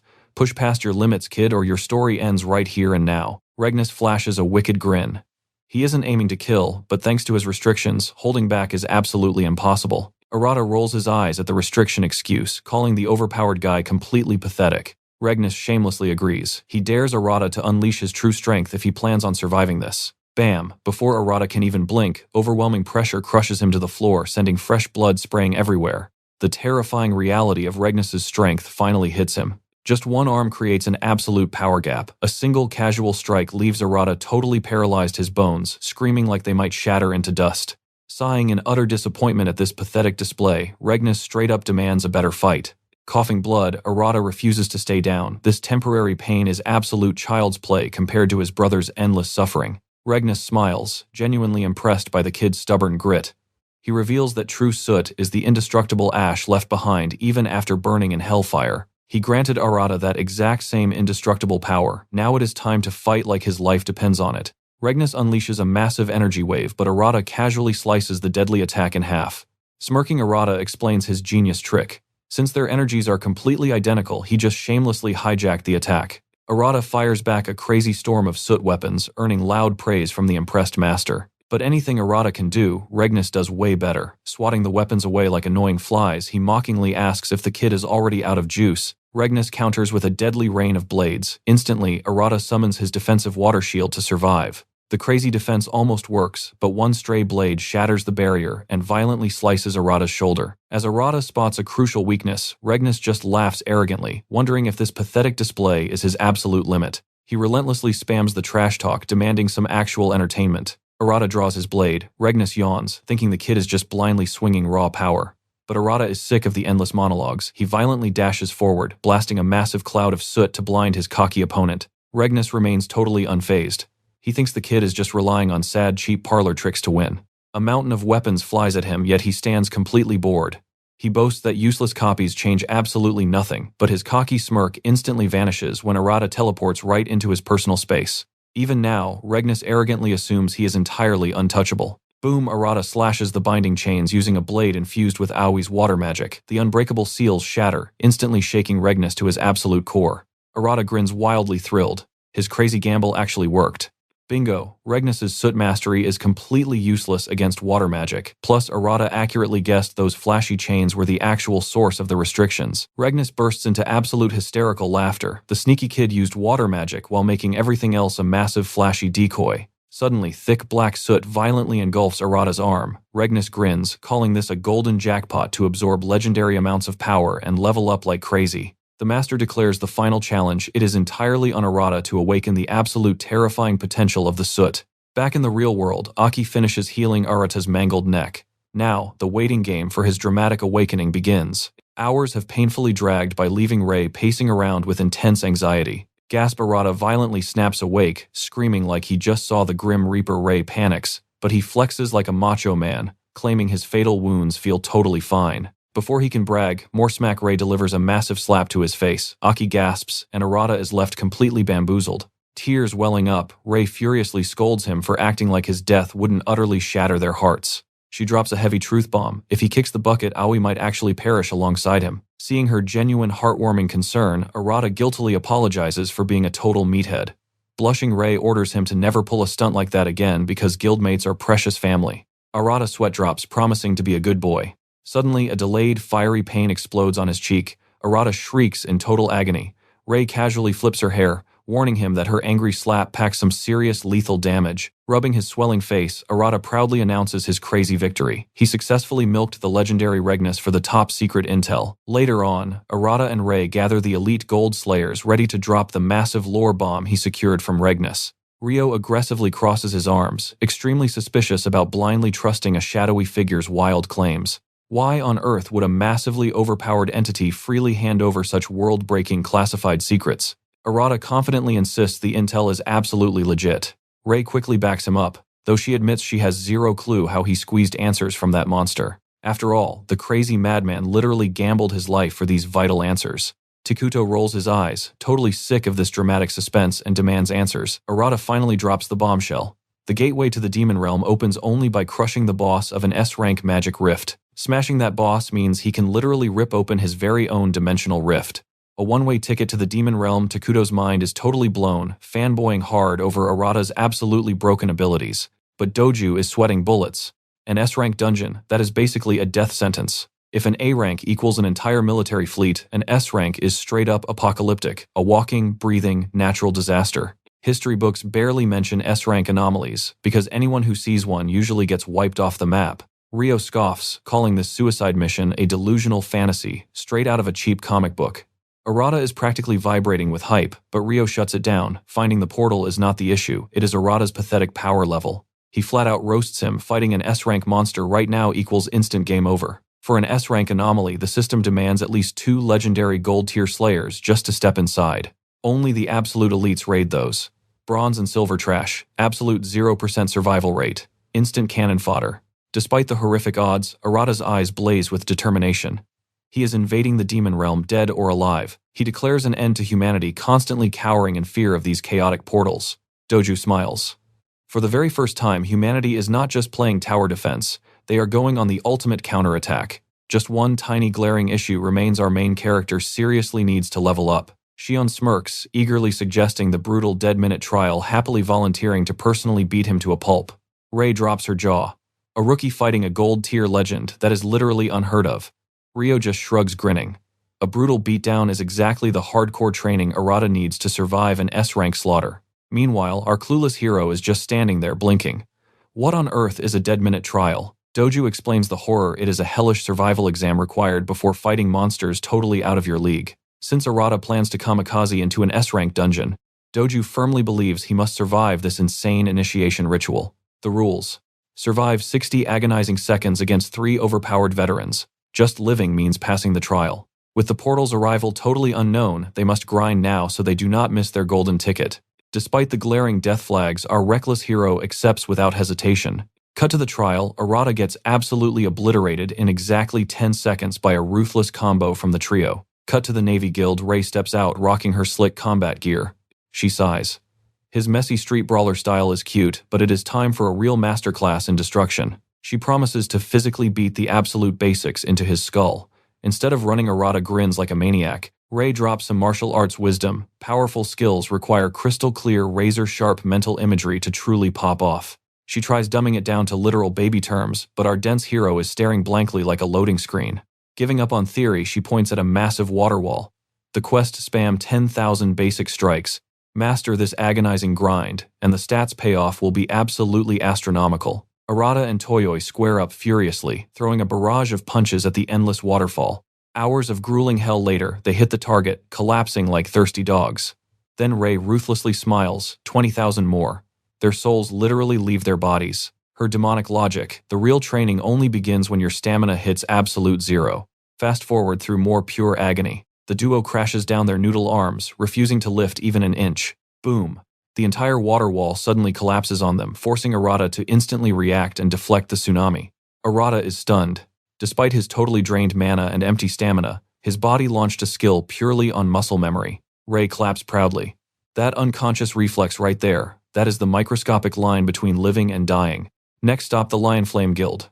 Rio cracks his knuckles, grinning maliciously. He is no longer holding back. Radiating psychotic excitement, Rio welcomes him to the ultimate endurance test, the legendary Inferno Hell training. Arata sweat drops, totally confused, until the literal walls erupt into blazing, flesh-melting flames. Rio casually announces that he will master the Slayer basics while roasting inside this giant oven. Then Arata spots a desk piled high with thick textbooks. The horrifying realization hits him: this is a flaming classroom. Rio explains the madness. A true Slayer must stay perfectly cool and ace their math homework even while burning alive. Rio demands Arata ignite his soul with icy precision. Meanwhile, our boy is melting into a puddle, sweating buckets while reading in this literal sauna. Every time Arata whines about dying from exhaustion, Rio mercilessly barks at him to zip it and focus. He viciously pushes him to boil his blood, demanding blazing heat wrapped in absolute chill. Hours bleed by until Arata spectacularly blacks out. Proudly, Rio declares his teaching finished, convinced this kid finally unlocked blistering calmness under brutal pressure. Dripping like a wet rag, Arata is utterly dumbfounded. Was that seriously his entire hellish training? One day before his epic 10-minute retest, our hero grinds relentlessly in the deep woods. Unbeknownst to him, a creepy shadow stalks his every move. Morning arrives, and Arata marches onto the testing battlefield. Doju drops a ruthless ultimatum. Fail today, and kissing that S-rank Rift escort mission goodbye becomes absolute reality. Boom! The brutal retest kicks off, and Arata instantly blitzes toward the monstrous trio. He previously survived mere seconds, but today he is risking absolutely everything to crush this trial. He erupts a blinding tsunami of ash. Takuto instantly grins, realizing this cheeky kid is manipulating their monstrous friendly fire. Blasting away the suffocating smog, Takuto shockingly discovers Arata actually laid down a devious double trap. Sinking straight into a magical mud pit, Takuto chuckles with genuine respect. Meanwhile, a bloodthirsty Doju goes entirely on the offensive, unleashing a vicious signature strike. But Arata has seen this exact trick before. Flashing a cocky smirk, he effortlessly deflects the devastating blow. Witnessing this insane counter, Doju stands absolutely paralyzed between shock and profound admiration. His monstrous combat adaptability is terrifying. Catching him airborne, Xian ruthlessly unleashes a devastating tsunami of crackling lightning. Kaboom! Dust violently settles, only to reveal her epic blast merely incinerated a pathetic decoy. The real Arata hovers high above, furiously blending every hellish lesson his masters literally tortured into him. Locking onto his prey, he fiercely triggers his explosive burst cannon technique. A roaring pillar of ash obliterates the sky. Takuto praises his insane guts, silently declaring game over. The three monsters simultaneously retaliate, detonating a truly apocalyptic shockwave. Hitting exactly 40 seconds, Rio nods at his incredible growth, yet coldly brands it another tragic failure. But as the thick smoke dissipates, their jaws violently drop to the floor. No crispy corpse here. A spatial tear rips open and Arata materializes completely behind their backs like a ghost. His right arm pulses with demonic ash, completely drenched in sweat from shattering his absolute mortal limits. That agonizing hellish torture from Ray and Rio actually forged him into a total beast. Before he can breathe, the trio lunges for the kill, yet Arata playfully warps away through another spatial tear. Doju stands completely paralyzed. This absolute madman learned a spatial warp mid-battle and instantly weaponized it. Xian fiercely agrees, utterly mesmerized by his astronomically absurd growth rate. Even Takuto genuinely laughs, amazed this rookie is literally treating them like kindergarten playthings. Suddenly, 10 grueling minutes vanish. Ray watches in absolute awe as the legendary trio actually enjoys this chaotic playground. 32 intense minutes later, Arata finally collapses. Smiling wildly, Doju declares he passed with spectacular flying colors. He admits they haven't felt this thrilling combat high in absolute ages, genuinely thanking our exhausted hero. Arata weakly returns a fist bump, internally screaming with joy about entering the deadly demon realm. Instantly ruining the vibe, Xian coldly warns him that relaxing now equals an absolutely foolish death sentence. Out of nowhere, that creepy little shadow stalker magically manifests right upon his tired shoulders. The squad instantly freezes, completely and utterly clueless about this bizarre tiny gremlin. Rio throws his hands up, accepting this kid is a walking mystery. Later at the Institute, Aki investigates the weird magical residue slumbering inside his soul. Aki reveals this tiny shadow gremlin is literally that foreign residue given physical life through his aura. Blushing slightly, Arata admits gazing at the little blob actually gives his chaotic heart total inner peace. Smiling warmly, Aki confirms this baby shadow is fresh out the oven, destined to spectacularly evolve later. Prompted for a glorious mythical name, Arata unironically dubs the legendary dark creature Piggy. With the cute mascot lore settled, Ray enthusiastically drags the entire squad out for some chaotic celebration. Dropping his jaw, Arata finds the legendary Golden Slayers, throwing him a massive surprise bash. Rio grins, announcing it is a wild celebration for utterly crushing his recent exam. Shion immediately slides into the chat, dripping with sugary sweetness. She flashes a playful wink, boldly offering to pamper him as his devoted older sister. However, an annoyed Ray brutally torpedoes that romantic fantasy by stepping right between them. Ray ruthlessly roasts Shion, claiming her actual age totally disqualifies her from playing the cute sister. Shion fires back instantly, calling out Ray for shamelessly cuddling Arata in broad daylight. Intense lightning sparks between the rivals, while everyone else happily ignores the absolute chaos. Later on, a serious doju pulls Arata aside. They desperately need to pick his ultimate bodyguard for the incoming S-rank dungeon. He firmly clarifies that the game rules strictly allow exactly one powerful tag-along. Since our hero is the one betting his literal soul, he holds the absolute power to draft his very own dungeon raid companion. Instantly sensing an opening, the mighty Golden Slayers furiously launch their most desperate sales pitches at him. Shion aggressively pushes her doting big sister agenda, while Rio hilariously guilt-trips him by dramatically listing off every single favor he has ever granted. Even Doju and Ray violently jump into this absurd bidding war, but Arata simply smirks at the noisy squad, declaring his shocking partner choice without skipping a single beat. Following the chaotic festivities, the crew scatters homeward. Walking back, Arata gratefully thanks Ray for everything. Ray casually brushes it off, admitting throwing the party was a total breeze given his massive popularity. Getting surprisingly emotional, Arata admits this chaotic bunch truly feels like the warm family he deeply missed. Before this, his big brother was his entire world. Now his eyes blaze with determination to unlock legendary strength and protect his precious new chaotic family. The touching moment shatters instantly as Arata gently points out, Ray is marching totally backward. Honestly, her absolute garbage sense of direction remains undefeated. Having totally aced the trials, our squad spends the next grueling weeks eagerly hunting for that elusive S-rank portal. Meanwhile, a spine-chilling twist quietly unfolds deep inside the grim prison of Takudo. A tremendously shadowy entity from the demon realm delivers an incredibly suspicious invitation. Months fly by until the S-rank gateway ominously erupts. Arata finally seizes his golden opportunity, while an anxious doju begs our main character to carry them to absolute victory. Standing boldly before the swirling vortex, his epic departure is suddenly interrupted by Takudo himself. The fierce warrior intensely orders Arata to survive this nightmare at all literal costs. Judging from their intense dramatic staring contest, the shocking truth drops. Takudo is his hand-picked S-rank dungeon escort.